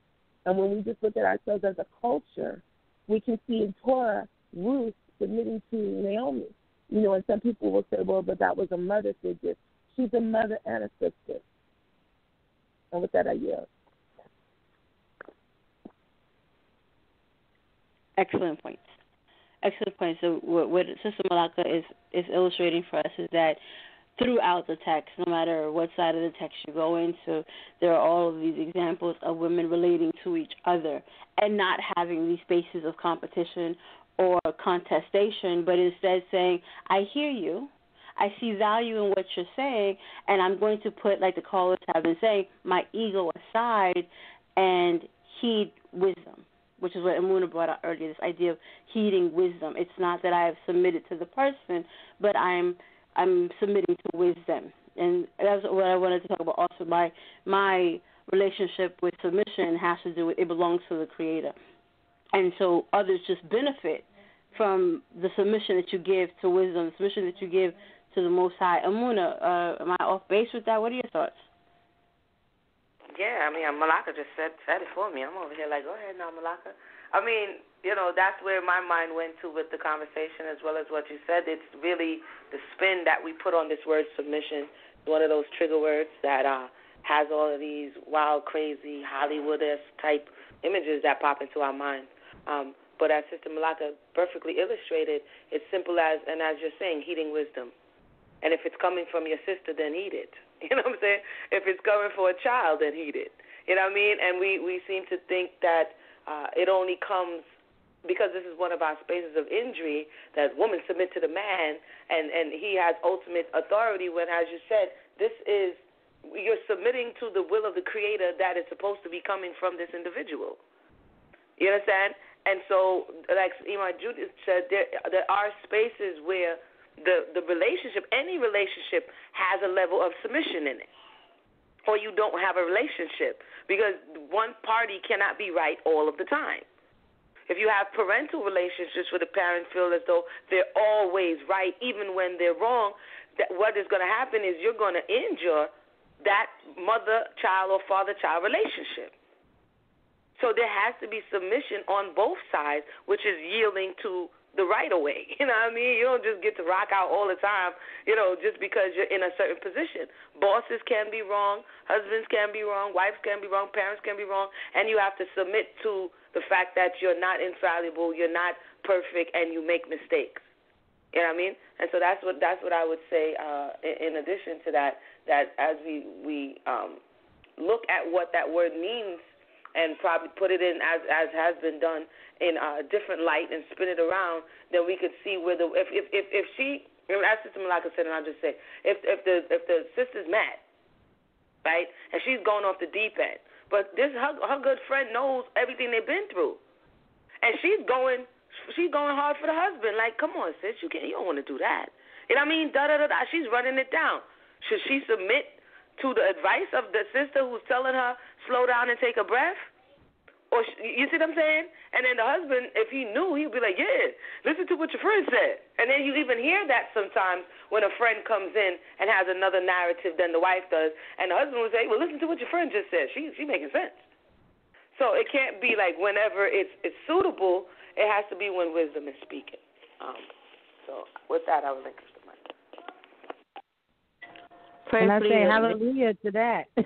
Hallelujah. Prayerfully, the brother that submitted that question got to hear your feedback and the support of the sisters for his question. He also ended his question with, and give a shout-out to the Hanashim for me. So he gave a shout-out to the sisters. I wanted to make sure that I included that. So that's for your question. We have a caller, so we're going to go to the caller. So I'll go ahead and open up the mic. Shalom. Shalom. Welcome. Who do we have the pleasure of speaking with?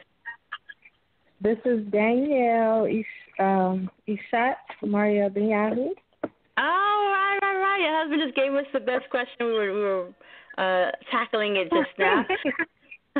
I was trying to see how he feels about what we've said so far, but we have you. So what do you think about what you've heard so far? And of course, we want to hear your question or your comment. Well, my comment on his question, I would say definitely women should submit to each other. And I say that because some women can teach other women certain things that woman may be lacking, or vice versa. Of course, we should submit to our elders because, of course, they know a lot more than us young sisters. So, but just as a sister wife with another sister wife, by her submitting to her sister wife, it shows unity, and it shows that they appreciate sisterhood, and it will represent the unity they have between one another. And also, the other ladies were, making a lot of good points. So it's hard to really answer this question because it's already been answered so many times in so many different ways, really, really good. But women who gather with an intention of supporting one another, and walk in this, it shows the beauty of sisterhood, and it shows the love they have for one another when submitting to each other. So I think that submitting to one another is very important for the bond between two women and just of a family household as well. You know, it will show their relationship. It will show the strength of two women coming together and building. And so that was my thoughts on that. Thank you for that. I really thank you for that, because I did want to bring up the paradigm of polygyny and how it kind of it plays into this. So I'm glad that you mentioned sister wives, because the other part of this idea of being lonely, and you can chime in if you want to. We'll leave your mic open if you want to chime in. If not, we'll just put you back on hold and you can come in later. But I want to say this. When we talk about loneliness, and this paradigm of polygyny comes up in some conversations, one of the reasons that we hear sisters say or brothers assert is that polygyny provides that sisterhood you're looking for. So there's, on the one hand, I don't want you talking to the sisters I haven't approved of, but the ones that I brought into the house, I need that sisterhood. So some women are saying, yeah, I'm all for polygyny because I need sisterhood. There's a loneliness here. It's just me and my ish, but if there was another woman around, then I get to have that sisterhood. So this idea of packaging with another sister, you know, it's a different relationship. You know, you can lean on that sister with your insecurities, with your emotional state. You know, your ish is there, but he only understands to a certain extent. And so if that woman is there, you know, and you all have an awesome bond, then you are, you know, she feels you. She, you know, women and their intuition, they, you know, we can read each other. That's it. Okay. Thank you for that. I'm going to turn it over to the panel, and I think that we might get some other perspectives about this idea of having to live in sisterhood and this idea of not having sisterhood outside, and instead of it having to be kind of bundled with this idea of my husband and you are in the household as my sister, that the sister has to be the living. And this idea that that's where sisterhood gets developed in this polygyny space. And it's packaged that way. So I think it's very interesting, and I want the panel to weigh in. So we have this case where, yes, it becomes very lonely when a lot of sisters experience loneliness when they come into the truth. And if they get married to a brother and they're in this space where they have been disconnected from the family, they're told that we have to be set apart, all the friends are no longer a viable option, and we don't really trust outside women, so then there's this intimate partner that the man brings into the family, and then this is kind of instant sisterhood. And that's what sisterhood becomes. It becomes what we have in common, what we're bonding over is we're both in this situation. And so, Imuna, is that a type of trauma bonding? Would you call that a type of trauma bonding? Is that what sisterhood looks like? Or, I mean, is there a way to have a healthy relationship with that idea? Is sometimes that kind of idea unhealthy? From a Solonomics point of view, what would you say? I would say it depends on how it's introduced. If it's, as you said, it's packaged and sold as, you know, instant such and such, then that's kind of like a misrepresentation that you can't achieve sisterhood outside of that space, right? And so it can be, because sometimes the women bond over the men in a good way or a bad way. You know what I mean? Oh, he gets on your nerves, he gets on my nerves too. You understand? And there you have that, because there's a shared thing common. Anywhere there's any kind of hood, there's something shared in common, be it good or bad, as I said earlier. And so I think it kind of short-sides sisterhood when you just tack it on to say the way that you can achieve it without your business being in the street, this, that, and that is only through this method. That wouldn't be totally honest. You know, sisterhood can be achieved in other spaces without sharing the same man. Now, do some become sisters? Yes, but also some become rivals. So we have to be honest if we're going to advertise that this is a way to not be lonely, then we have to be honest about the possibility of it not going the way that you suspected. Because there is this there is this wild card that it can go either way. You see what I'm saying? It can go either way because I have a little bit of a theory. I'll share it. In any triangle, you're either going to have, and this could be with friends, just regular friends, but in the case of since polygyny has come up, you're either going to have the two women, let's just say two for now, make it easy, the two women, right, and they're bonded. They're like, yo, you my sister, man. We down, like, you know what I'm saying? Man, you my sister. But this dude, you feel me? So the two of them bond together against him. Or you may have the man and the woman bond against her. So everyone in the situation is going to have a vested interest. It's really difficult to, not to say it's impossible because I'm not in everybody's household. Please don't send me, I'm on now. You know what I mean? I'm just giving an example. It's very difficult to maintain everybody's vested interest and it all being the same thing. And then there's some that it's just them, and that person is not there for friendship. And while you may have another sister who's like, I want to be a friend, and the other sister's like, yo, I'm all the way good. I don't really want to be a friend. And then, you know what I'm saying? And then you have this rejection. And so, yes, I would say that it can occur. To say that it always occurs wouldn't be honest. And we have to give space to have, like we're doing, have this conversation that there are other ways that you can achieve sisterhood without it being in this controlled setting. Hopefully that answered the question. And y'all excuse my raspiness. I'm just getting my voice back, so I've relinquished that. I want to add to that and then bring in Sister Malaka because I want to bring up Sister Malaka's example again before we go back to Ima Yehudi. In the case of Rachel and Leah, they are blood sisters. This is not bond sisters, but blood sisters. They already had that relationship. And in that very conversation that we just discussed, where Rachel says that she would like to have the mandrakes because the mandrakes was said to be a sexual stimulant, and that's what one of the properties of the plant is, and she had yet to conceive. She wanted it. And Leah's response was, is it a light matter that you already have my husband? This was not something Leah had forgotten 5 or so children later. She still, is it a light matter that you have already my husband, that you would not also ask me for my son's mandrake? And this was, so in this case, being married to the same man did not enhance the sister relationship. We hear jealousy. Is jealousy in this one?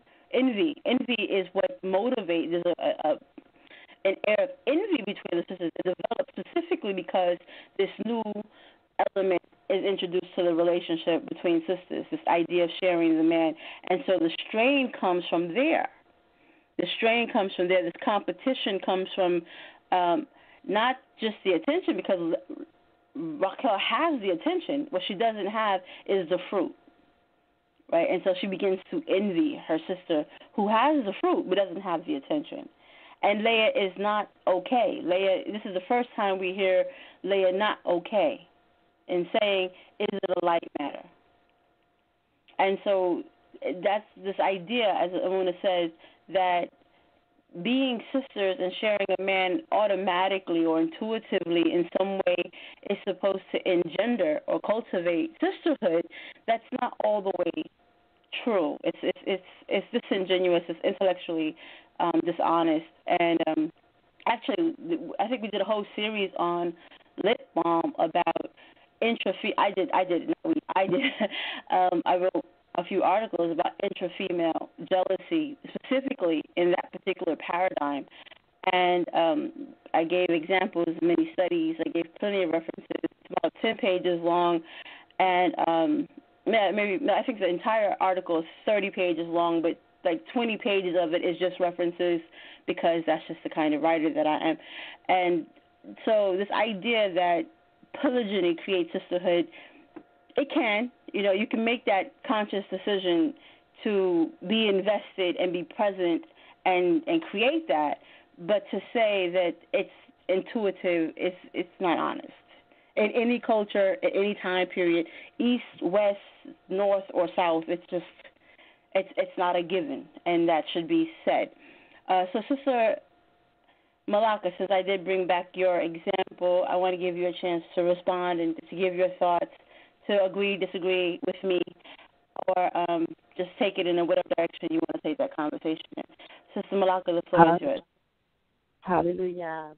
Well, I think that I agree with you that, polygyny is not the absolute answer for loneliness because it is a very difficult process to come to a place of sisterhood in that situation because we are naturally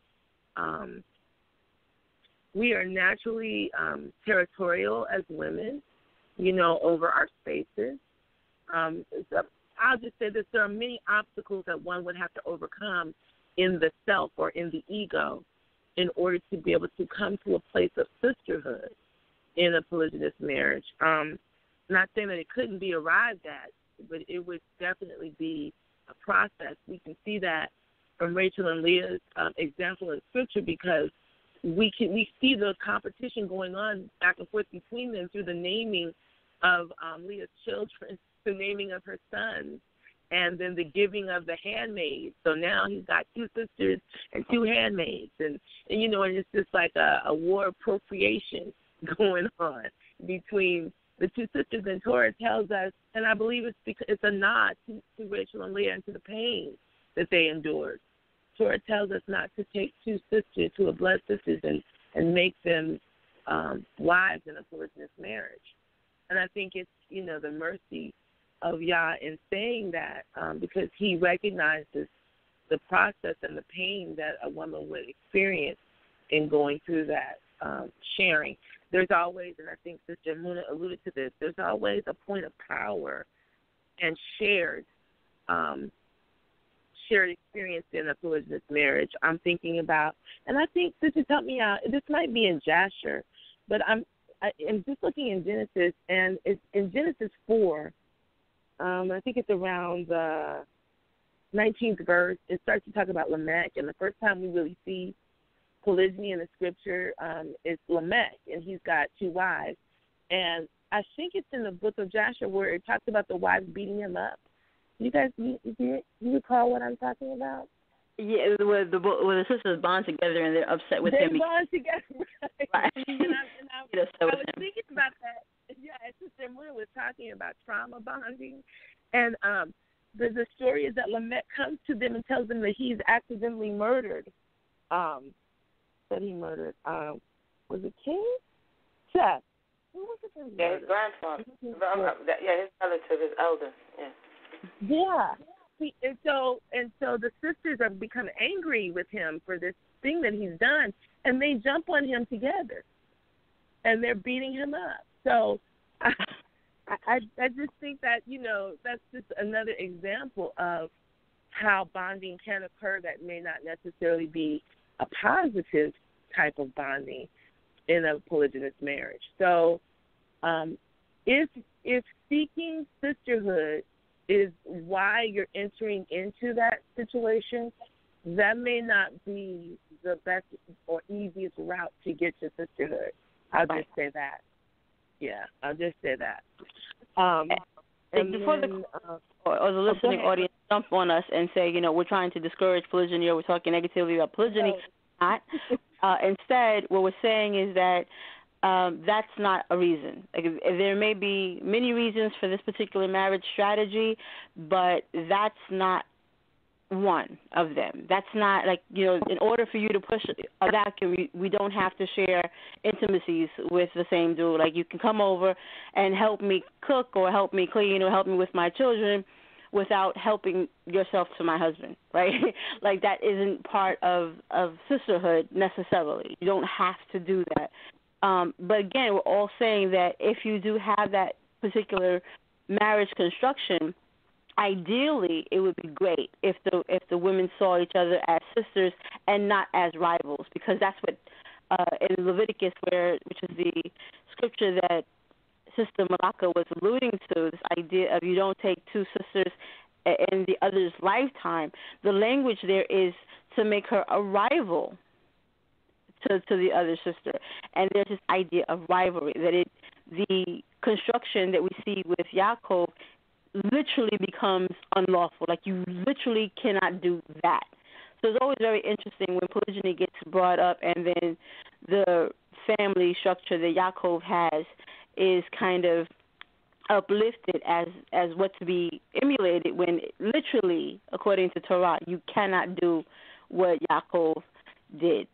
It's literally unlawful to bring two sisters, two sanguine sisters, to blood sisters, into that kind of covenant, because there is a Levitical expectation of rivalry. Even when we see Hannah and Peninnah, the very first time we see the second wife, this is the very first time we see the word adversary. She's in the Hebrew, Peninnah is said to be Hannah's adversary. It's not just like her co-wife, her sister wife. It's adversaries. This word adversary pops up in this relationship. So again, it's not to say that it cannot happen. Women can make the decision to be loving and supportive to one another in any situation, including polygyny. But to say that it's a given or that it should be a given is not biblically. It's not found in Scripture in that way. So unless I think I started speaking and someone else wanted to say something. If there was no one else that wanted to say something, I'll turn it over to Ima Yehudi. Did someone else want to speak? Ima Malaka, did you want to continue with thought? Oh, no. Go right ahead to the Ima. Shalom. Okay. Shalom, Ima Yehudi. Oh, I'm listening very attentively, and I'm going to switch gears, but it's going to pertain to sisterhood. And it had me thinking today, on a personal note, how I called my aunt, and you had talked about jealousy. She has a daughter that's 60, will be 68. And something was brought out I never paid attention to, and that was jealousy. Because I mentioned that her brother was going to do something for me. And I wasn't aware after all these years. So people that are older, we learn too. And it does connect with communicating with another elder, because I do listen, not only to the elders, but I listen to young people. Because you're in a space, and I like to use your terminology, where you're doing things that I'm not doing. I'm in it, and my lifestyle is a little different. It's not like it was 20 years ago. So you sisters out here are communicating and reacting and socializing with groups of people or person with a mindset that's a little different. So this is why I'm absorbent, and I absorb the conversation to find out, because I've always, children were smaller, to listen to their feelings and how they perceive things, how they perceive things from the scriptures, how they impute it in their lives, how they're, so I've always been, maybe because I was the only child, I always wanted sisters and brothers, and mainly sisters, so I can pester them. And I had a cousin that I didn't realize was jealous, and I'm going, jealous? What's she jealous of me for? But, and then sometimes we face with that. With people that we have kinship with, other sisters, other women, may have some jealousy that they're not opening up about and to talk. And the main thing we need to do is be open. But there's a time to be open when we talk to one another. And be honest. Don't have fear to think, well, what is she going to say? How's she going to? Just be honest. And be respectful in terms of if there's a disagreement. And also, we have to learn, too. We live in this United States. And so many things we cannot do. And that is a fact. And there's so many things we can do. And I try to be an outgoing individual. And people that I'm friends with, sisters or women I'm friends with, are a little older than I am, but we have something in common. It's just flowers. It's like to go to an Italian restaurant, go to a jazz festival. These things aren't anything negative or wrong. But there's a kinship when you're in the scriptures, you're conscious, and you say, I'm Israel, you're going to gravitate towards sister of that same like, regardless if there's some disagreements along the way.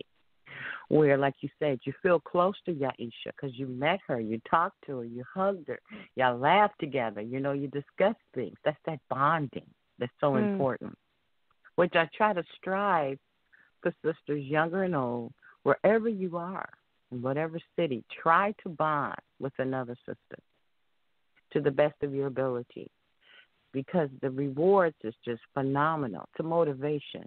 It's inspiring, because you're both searching out the scriptures. You're both trying to find where. And I love when Imuna, and I have to say this today, had a video about slavery, and I think it was a little comment about, not to digress, but it's a relationship. I was thinking in the turmoil that we've gone through, we're like pulling at straws or just trying to search out, trying to find our own reality in this crazy world and try to have some sense of who we are as females, as women, being mothers, being daughters, grandmothers, wives.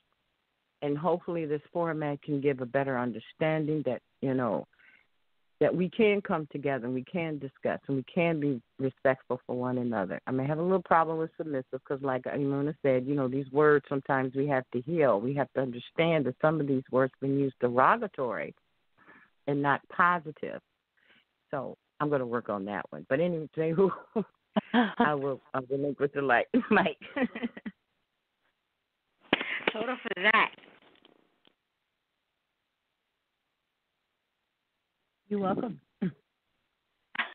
Well, as we come down, I think we've already passed. We did. It's 15 minutes past the 10 o'clock hour. If you're just tuning in, this is Under the Palm, Hebrew Women Speak, and we're talking about sisterhood.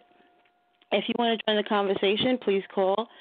I think we're still on live, so you could probably still call in at 319-527-6239 if you're already on the line. Remember, you have to press 1 in order to join the conversation. Yes.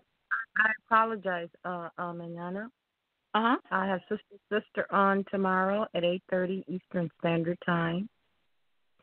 And it's about our brothers. It's the title is Dynamics of a Male. I'd like to invite brothers and sisters to come on. It's an orderly call time. Conference number is 641-715-3610. The code is 234416. I will text it to you if you want to give it to anybody that's willing to come on tomorrow at 8:30 Eastern Standard Time. It's men to have an opportunity to talk a few minutes about their fears, how they feel, how they perceive themselves as men in this United States and elsewhere. And has the system put a lot of pressure on them? Also, what is it, and something Aisha had given an idea, how do they decompress through all the trials and tribulations that they go through? And what is their definition of being a man? What is their definition? And they can talk about anything that they feel. We're having a continuation Thursday on Blog Talk Radio, which Mr. Killebrew offered an hour that men can come in. It's Blog Talk Radio, and I'll give you more information. The number is 91338-1905. That's Thursday, May 10th, I think, 8 o'clock Eastern Standard Time. And it's a continuation of Dynamics of a Male. And I hope people will participate. Of course, it's their choice. They may forget. But I will try to continue to post it because I would like to hear from the counterpart. I would really love to hear because we're always knocking men down. There's some good ones out there from their perspective. Thank you, and Zehu. Oh, total for that. We already have some comments about and some interest in that because, of course, the men would like to talk to us, which is one of the excellent features of the relationship challenge that we have here on Debate Talk for You. Imuna has created a platform where the masculine and feminine energy can speak to each other and share where they are in this walk and in the relationship and really look at the challenges that we face together. And it's great to hear what the men are saying and what they're going through so that we can understand one another and support one another in real time and in these real ways instead of just in word. But like the book says, also in deed.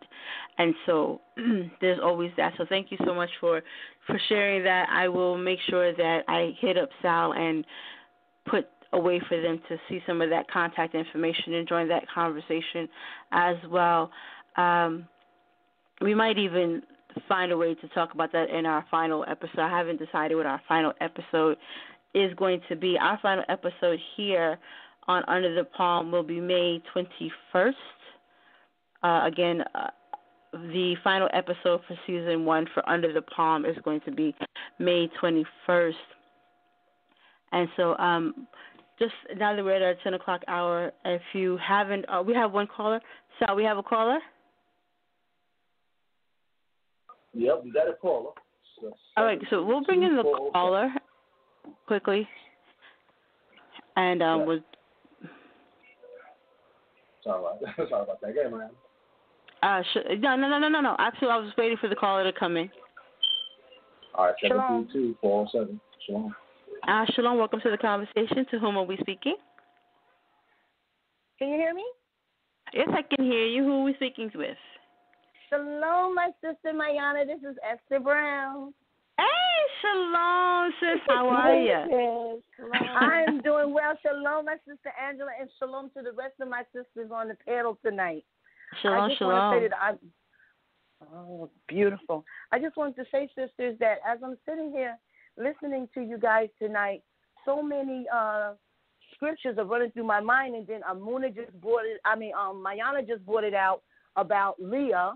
And then the other sister was talking about how you can go out with your sisters and you can have fun. But I wanted to share with you guys a story because my mother happens to have an apartment building. And in that apartment building, we have a lot of African tenants, okay? And something was brought to my attention. We had one tenant that came to fill out an application. My mother decided to give him the apartment. And we thought it was just for him and his wife at the time, okay? Now, what we discovered was this. After seeing him at the building come and go and disappear for a couple of days, we was wondering what was going on, okay? So my mother is very bold. So she came out and asked him one time, and he explained to my mother that in his culture, he has more than one wife, okay? And that's the reason why some days we would see him, like maybe 3 days out of the week we would see him, and then we wouldn't see him for 4, or maybe we see him for 4 and then didn't see him for 3. Maybe we would see him a whole month and didn't see him the next month. But one thing I noticed was the level of respect that he did have for his second wife. And he had his second wife at the same status of living that he had his first wife. Like I was saying, the one thing that I did notice was I don't think the wives got along with one another because you never saw the first wife come over to the apartment building for any reason. I think the only time that they did actually come together was for events that went on.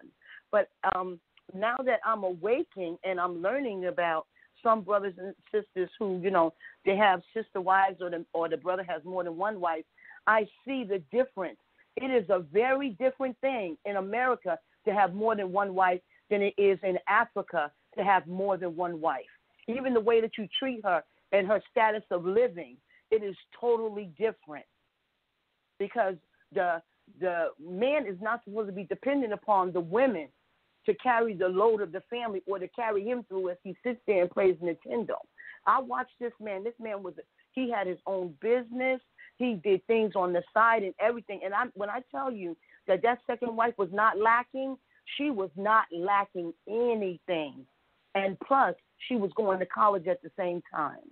So I just wanted to share that story because, like I said, we do have a lot of African tenants in my mother's building, and I see the way that they live with, with one another, and I see the way that they act with their children, and it is totally different from what we do in America.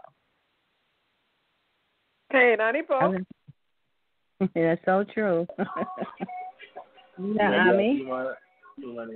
Shalom, Sal. Shalom. Hello to the family. I just want to share that with you, sisters, and thank you so much. And everyone have a good night. You too. Thank you, sis. think we're having a little bit of technical challenge right now. Yeah, actually, Mariana called this drop, so Amuna, you can take over temporarily so she comes back. All right. So as we wait for Sister Mariana, thank you. Thank you, Sister. No problem. We already know we stay in host mode. But thank you, Sister Esther, for tuning in and sharing that. Those who just joined us, we're talking about sisterhood at this time. Just filling in for Sister Mariana. But we are at the 10:25 mark, and so at this point, we're going to possibly begin to, if it's okay, recap some of the things that we've heard and go into some of our closing remarks. We've unpacked. We've arrived, we've unpacked, and now it's time to pack back up some thoughts and send the listening audience as well as the panelists away with some goodie bags. And so at this time, I think I heard Iman Naami. Did I hear Iman Naami? Hey. Shalom, Iman Naami. How are you? You're just joining us. Not sure if you've been listening along the way, so I'll go to you first to see whether or not you want to chime in for what you've heard thus far. Okay, and I did come in late because I had an executive committee meeting tonight, but I did hear a lot of it, and I do have to agree with you and Mayana and a couple other comments that I've heard. I do agree that this was not submission in the case of Leah and Raquel. That was a bargaining situation wherein Leah's son, Reuben, had mandrakes. It's in Genesis 30, by the way, 30:14, I think it is. And what happened is that you'll see that was a bargaining situation wherein Leah's son, Reuben, had something that Raquel wanted, and she agreed that in order to get that, she would turn over Yaakov for that particular evening. So we have that kind of situation. Again, we have situations just like you said in the case of Kana, wherein they were actually rivals. They were actually adversaries. In that the first wife, or whatever position she was in, the other wife, I should say, because they don't say whether she's first or second. The other wife was taunting her because she wasn't able to have children, and it caused her, really to be, a grievous spirit. Again, I've seen even in real life where I've seen sisters who are in polygynous relationships that say the only problem in our relationship is him. So I've seen that, and then I've seen some where it works very well. I see at least one example wherein the women seem to get along well. The children the children interact with one another. The women and the children act, they interact with one another. And the sister who said about the African and Asian even polygynous relationships being different than what we practice here in the Israelite community is actually true. I've seen this before.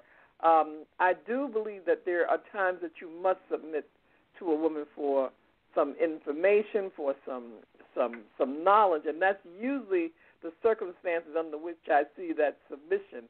In a situation wherein there is a polygynous situation, that can become problematic if the women are not dealing in righteousness, or if they're dealing, it's a matter of jealousy and what have you. I see, too, and I do agree, I see the reason why Yah made it so that you don't take two sisters in a lifetime, and that also is a rule of law. That's in Torah, that you cannot take them while they are alive. You cannot take them together in their lifetime. And I think that this example of Leah and Raquel was the perfect example of it. I've also, like I said, I've heard such good stuff. I'm just so glad when I tune in to my daughters and hear such wisdom being touted around the table. It really does make me feel good. Again, though, I'm saying in the interest of true sisterhood, we've got to learn to trust each other. Trust is an issue that we have throughout the entire Israelite community. One of the reasons why we have these situations where leaders don't get together is because nobody is willing to submit. Nobody is willing to humble themselves to say, well, okay, let me not be the boss in this particular situation. Let me not think that it has to go my way, but I'm willing to listen to and submit myself to the wisdom of others or, consider it. So I think that's a problem, even outside of our outside of our husband and wife relationships, when we have that problem as a community. So again, I've heard such good words, and I'm just so glad to hear my young daughters and my younger sisters giving out this kind of information. I think it's much needed and a much needed talk throughout Yisrael. With that, may the Most High continue to bless. May the Most High continue to bless all your efforts that are found in righteousness. Toda Rabah. Ima, stay with us. This is Mayana. Ima, stay with us. Just take your seat at the head of the table, at the elders' table. Amuna, thank you so much for stepping up and taking over for me. I hit the off button instead of the taking myself off mute button, and so, but Toda, Blog Talk let me back on. Hallelujah. So as you said, we're coming to the 10:30 mark, and we only have 30 minutes left on the air. So I want to thank everybody that tuned in, everybody that called in. We're going to have closing thoughts, and since Ima Naami is here, we'll get her to prayerfully. She'll pray us out. I want to add one thing, just to bring this back to sisterhood and the value and merit in sisterhood. One other thing that, in addition to loneliness, we also find that our modesty standards and the like become something that's hard to maintain when you're by yourself. And then you hear conversations like, someone's judging me because I didn't cover my head or because my skirt's not long. And if you're in an environment where everyone else is still having those kinds of issues, right, it's difficult. And it's easier when everyone around you is doing the same thing. And so sisterhood gives you that confidence that you're not alone, you're not by yourself. All of us have the same modesty standards. I thought it was very, very cool. I'm going to say cool because I thought it was cool. We all sat around and made ZCs together. All of us rock ZCs. So maybe if I didn't have a group of women that were walking like me, talking like me, dressing like me, and I was the only one with a long skirt and ZCs and wanted to cover my head, maybe I would feel less encouraged to dress in culture because it's harder to be the one standing out. And there are those of us that don't care, but there's some of us that need to have that affirmation. We're social people. So it makes sense. And so you have other sisters reinforcing, reinforcing this Torah or this cultural imperative, then it becomes something that you have confidence in. It is new. We're making new connections and finding the confidence and finding that comfort, finding that space where you can do it and being able to lean on someone who's also doing it. The men have their own struggles, so the men are able to support each other because they're doing it together. And we can't do what the men do, so it's hard to really glean any kind of confidence from that because we are literally not able to do what they're doing. In many cases, they're doing what they're doing, and so the brotherhood helps reinforce that for them. That's what sisterhood does for us. For the brothers that might be tuning in, my petition to you is to not see our bonding together as bonding against you, but instead seeking to be able to find that confidence, that assurance, that identity, that shared identity that allows us to execute what the Most High wants for His daughters. Obviously, we are your wives, we are your mothers, we are your daughters, but we are the daughters of the Most High and we're sisters. And these other parts of womanhood need to be nurtured and cultivated as well, and that's what we're looking for when we're looking for sisterhood. We're not trying to create a man-hating club or some of these other concerns that I understand you may have. So with that, I just wanted to kind of put that out there, and I'm going to turn it over so that everyone can get their last thoughts. We're after the 10:30 mark now at 10:33. So beginning with Malaka. Malaka, do you want to give your closing thoughts? Oh, all praises to the Most High. I would say in closing that sisterhood is it's a gift and a blessing. And some of us are currently approaching it like it's a curse. And I think it's because of our experiences, because we've had some painful experiences. And what I want to encourage us to do is to reflect on why those experiences may have happened. It's not, if everywhere I go I'm having a similar situation, whether it's in Hebrew spaces or whether it was before I was a Hebrew or whether it was, when I was in the church or wherever I was, if I'm having a similar experience, the variable that's not changing, or the thing that's not the variable, the thing that's the constant, is me. To be willing to look at me. And I just, as a rule of thumb, whenever there is conflict in a relationship, whether it's with a sister or with my husband, as a rule of thumb, I've gotten accustomed to examining myself first. Because if I examine myself first, it could save me from having to have an argument or an open disagreement with someone that I love. Because it could be that I'm the issue. It could be an insecurity that I'm feeling. It could be an unrighteous way that I communicated. It could be any number of things that's causing a conflict with me and this other person. What I don't want to do is I don't want to go into spaces and then hurt other women because I'm feeling hurt. And I see that a lot. I see that a lot going on with women posting really negative, nasty, derogatory videos and statements and pages that are for the uplifting and edifying of sisters. And we're, that's happening, and the woman in the video is being very accusatory and putting the women of Israel down. And when I see those kind of things, I recognize this is somebody that's hurting. And I wonder if they've examined themselves to really find out who it is. If you're hurting and you're putting out that type of hostility or that type of just,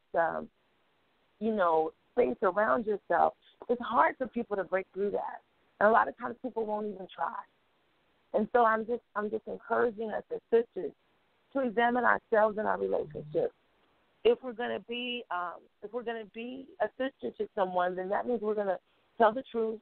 We're going to honor them whenever possible, wherever possible, and we're going to love them even in the process of seeing their flaws. And then in addition to that, I would say, we use wisdom in our relationships, whether they're with sisters or with our mate, whoever we're in a relationship with, we use wisdom. If I know that a particular relationship is influencing me in a negative way, then I should distance myself from that relationship. But if there is or a group of sisters who influence me in a positive way, then I should build there. And I should build in a righteous way. I need to make sure I'm bringing something positive into the space where these sisters are. And then, using wisdom and how much sister time I'm spending and taking away from my household if I've got a husband or if I've got children, because sisterhood can definitely be a benefit and a health giver to us. It can give life to you in the sense that you have the feeling of being accepted, belonging, seen in ways that men don't always have the ability to do. So I guess that's what I want to end with. I want to end with saying, let's honor each other. Let's tell each other the truth. Let's examine ourselves to see if they're being flawed or before we confront. And then let's use wisdom in who we build with and how we build and where, how much time we're investing into these spaces that are away from our household. So with that, I will yield. And I just want to say shalom to everyone. And I love you, and thank you so much for letting me share. Every time we talk, I grow, and I appreciate you all tremendously for that. Toda Malaka for coming through and contributing the way you always do. We really appreciate you. I love you also. I want to say that. Also, I want to take this time to again, give a shout-out to Sister Only Love. She may be listening to us over on the continent in Ghana. Shout-out to Sister Ashanti, who wasn't able to join us today. And one final thought before I turn it over to Sister Amuna for her final thoughts. Just to give the brothers something to think about. The brotherhood exists. If there is no sisterhood, then the only thing the women have to go to and to draw from is masculine energy. And there's no room and there's no space for feminine energy to be cultivated and encouraged by us bonding together over our biblical femininity, we're able to manifest those things. If we don't have a sisterhood, then all we can emulate is the brotherhood, and that's not what you want us to do. We don't want more masculine energy. We want to manifest the biblical femininity and expectations that the Creator has for the woman. And I just want to kind of give you that to think about when you are revisiting the thought of why are they having a sisterhood, and maybe try to look at the positive yields from that concept. Sister Amuna, the floor is yours.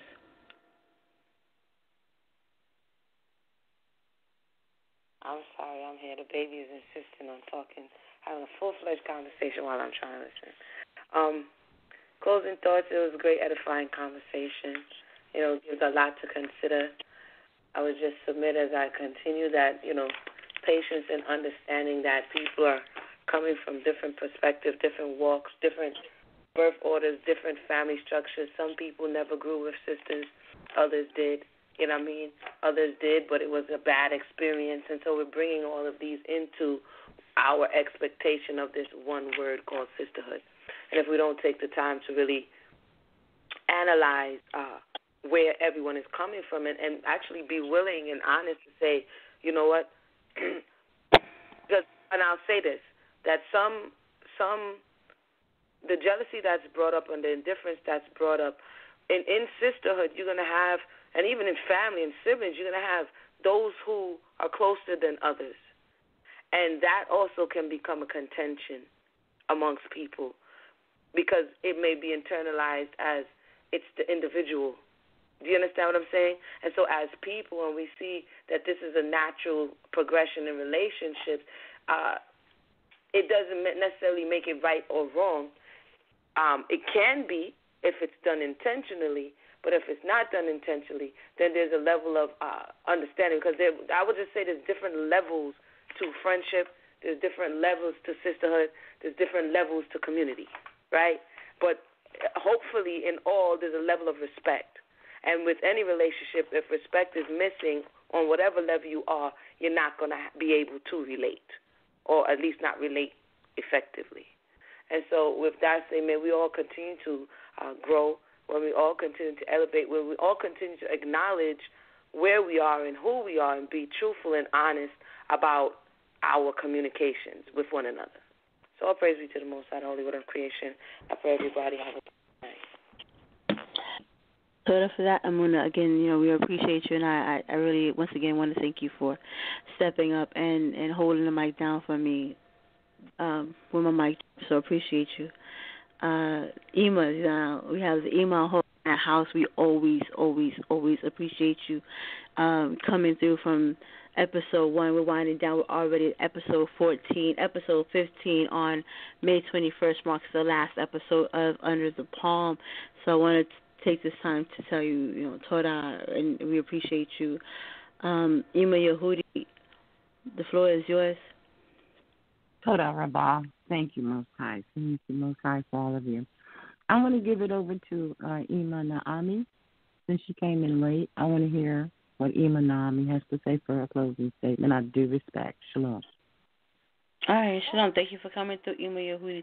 Ima Naami, the floor is yours. When you finish your closing thoughts, if you would honor us by praying us out, we appreciate that. Hey, I just want to say, Toda Rabbah Od Sa'ad for this beautiful forum in which we can air these issues.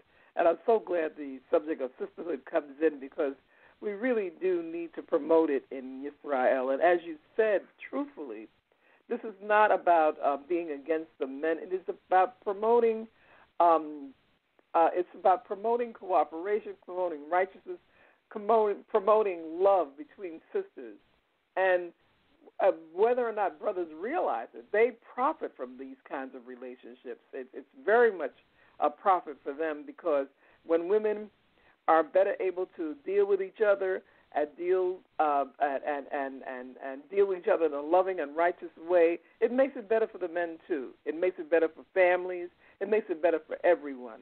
So I'm very glad that fora like these take place and that we're able to express these ideas and bring them out.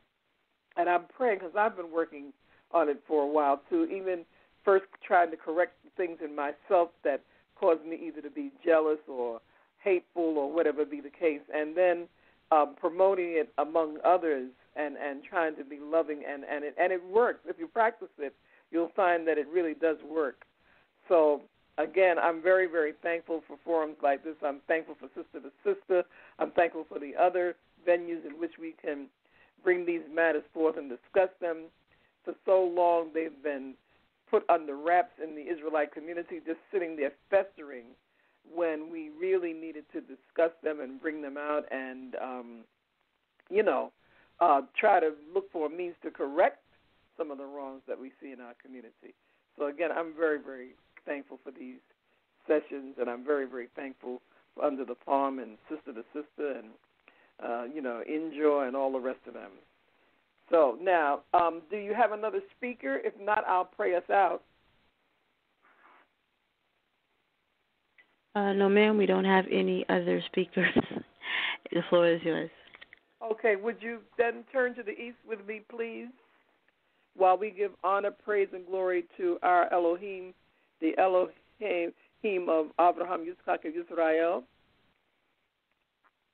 Baruch atah Yahweh Eloheinu melech haolam, Elohei Avatenu, Abraham, Elohei Yitzchak, Elohei Yisrael. Torah Rabbah lekol devarim tovim shalak lanu. Torah Rabbah lekol devarim shalak lanu. Torah Rabbah ya le rakumla. Torah Rabbah ya lekol. Torah Rabbah ya lekayim we begadim we mazon we mishpatim we kol devarim. Na ya salak lanu hakol devarim ra'im asinu lefeneka yom yom. Ki anaknu am kazemadua. Anaknu omdim lifneka al hayom hazeh or al halayla hazeh lemor mehader baruch atah tamid vetamid. Yahweh, our Father, our Elohim, the power of Abraham, Yitzchak, and Israel, we thank thee for all good things, and we thank thee for all things. We thank thee for the mercy. We thank thee for the loving kindness. We thank thee for all the things that you do for us. See, O Yah, because you have remembered that we are thy people, and you continue to give us the blessings of Abraham, Yitzchak, and Israel. Please forgive us for all the iniquities that we commit before thee daily and betimes, and hold it not against us, O Yah, for we are thy people. We ask that you would return to us, because we know that there is none other than thee, and all glory, all honor, all praise, because thou art excellent, O Yah. Thou art worthy to be praised. Thou art beyond even the praise that we could muster up for thee. We ask that you would bless all the families on this line that are represented, and even those who are not. We ask that you would bless the whole house of Israel, wherever they may be scattered throughout the length and breadth of this earth. We ask that you would come among us and heal the sick, the shut-in, those who are suffering of one thing or another, whether it be financial, emotional, physical, psychological, in all the ways that we suffer, O Yah. Bless our brothers and sisters who are incarcerated, those who are in nursing homes, those who are in homeless shelters, those who are homeless or facing homelessness, O Yah. We ask that you would be with each and every brother and sister who is sick in their hearts, O Yah, who is sick with the conditions that we see in this land of our oppression.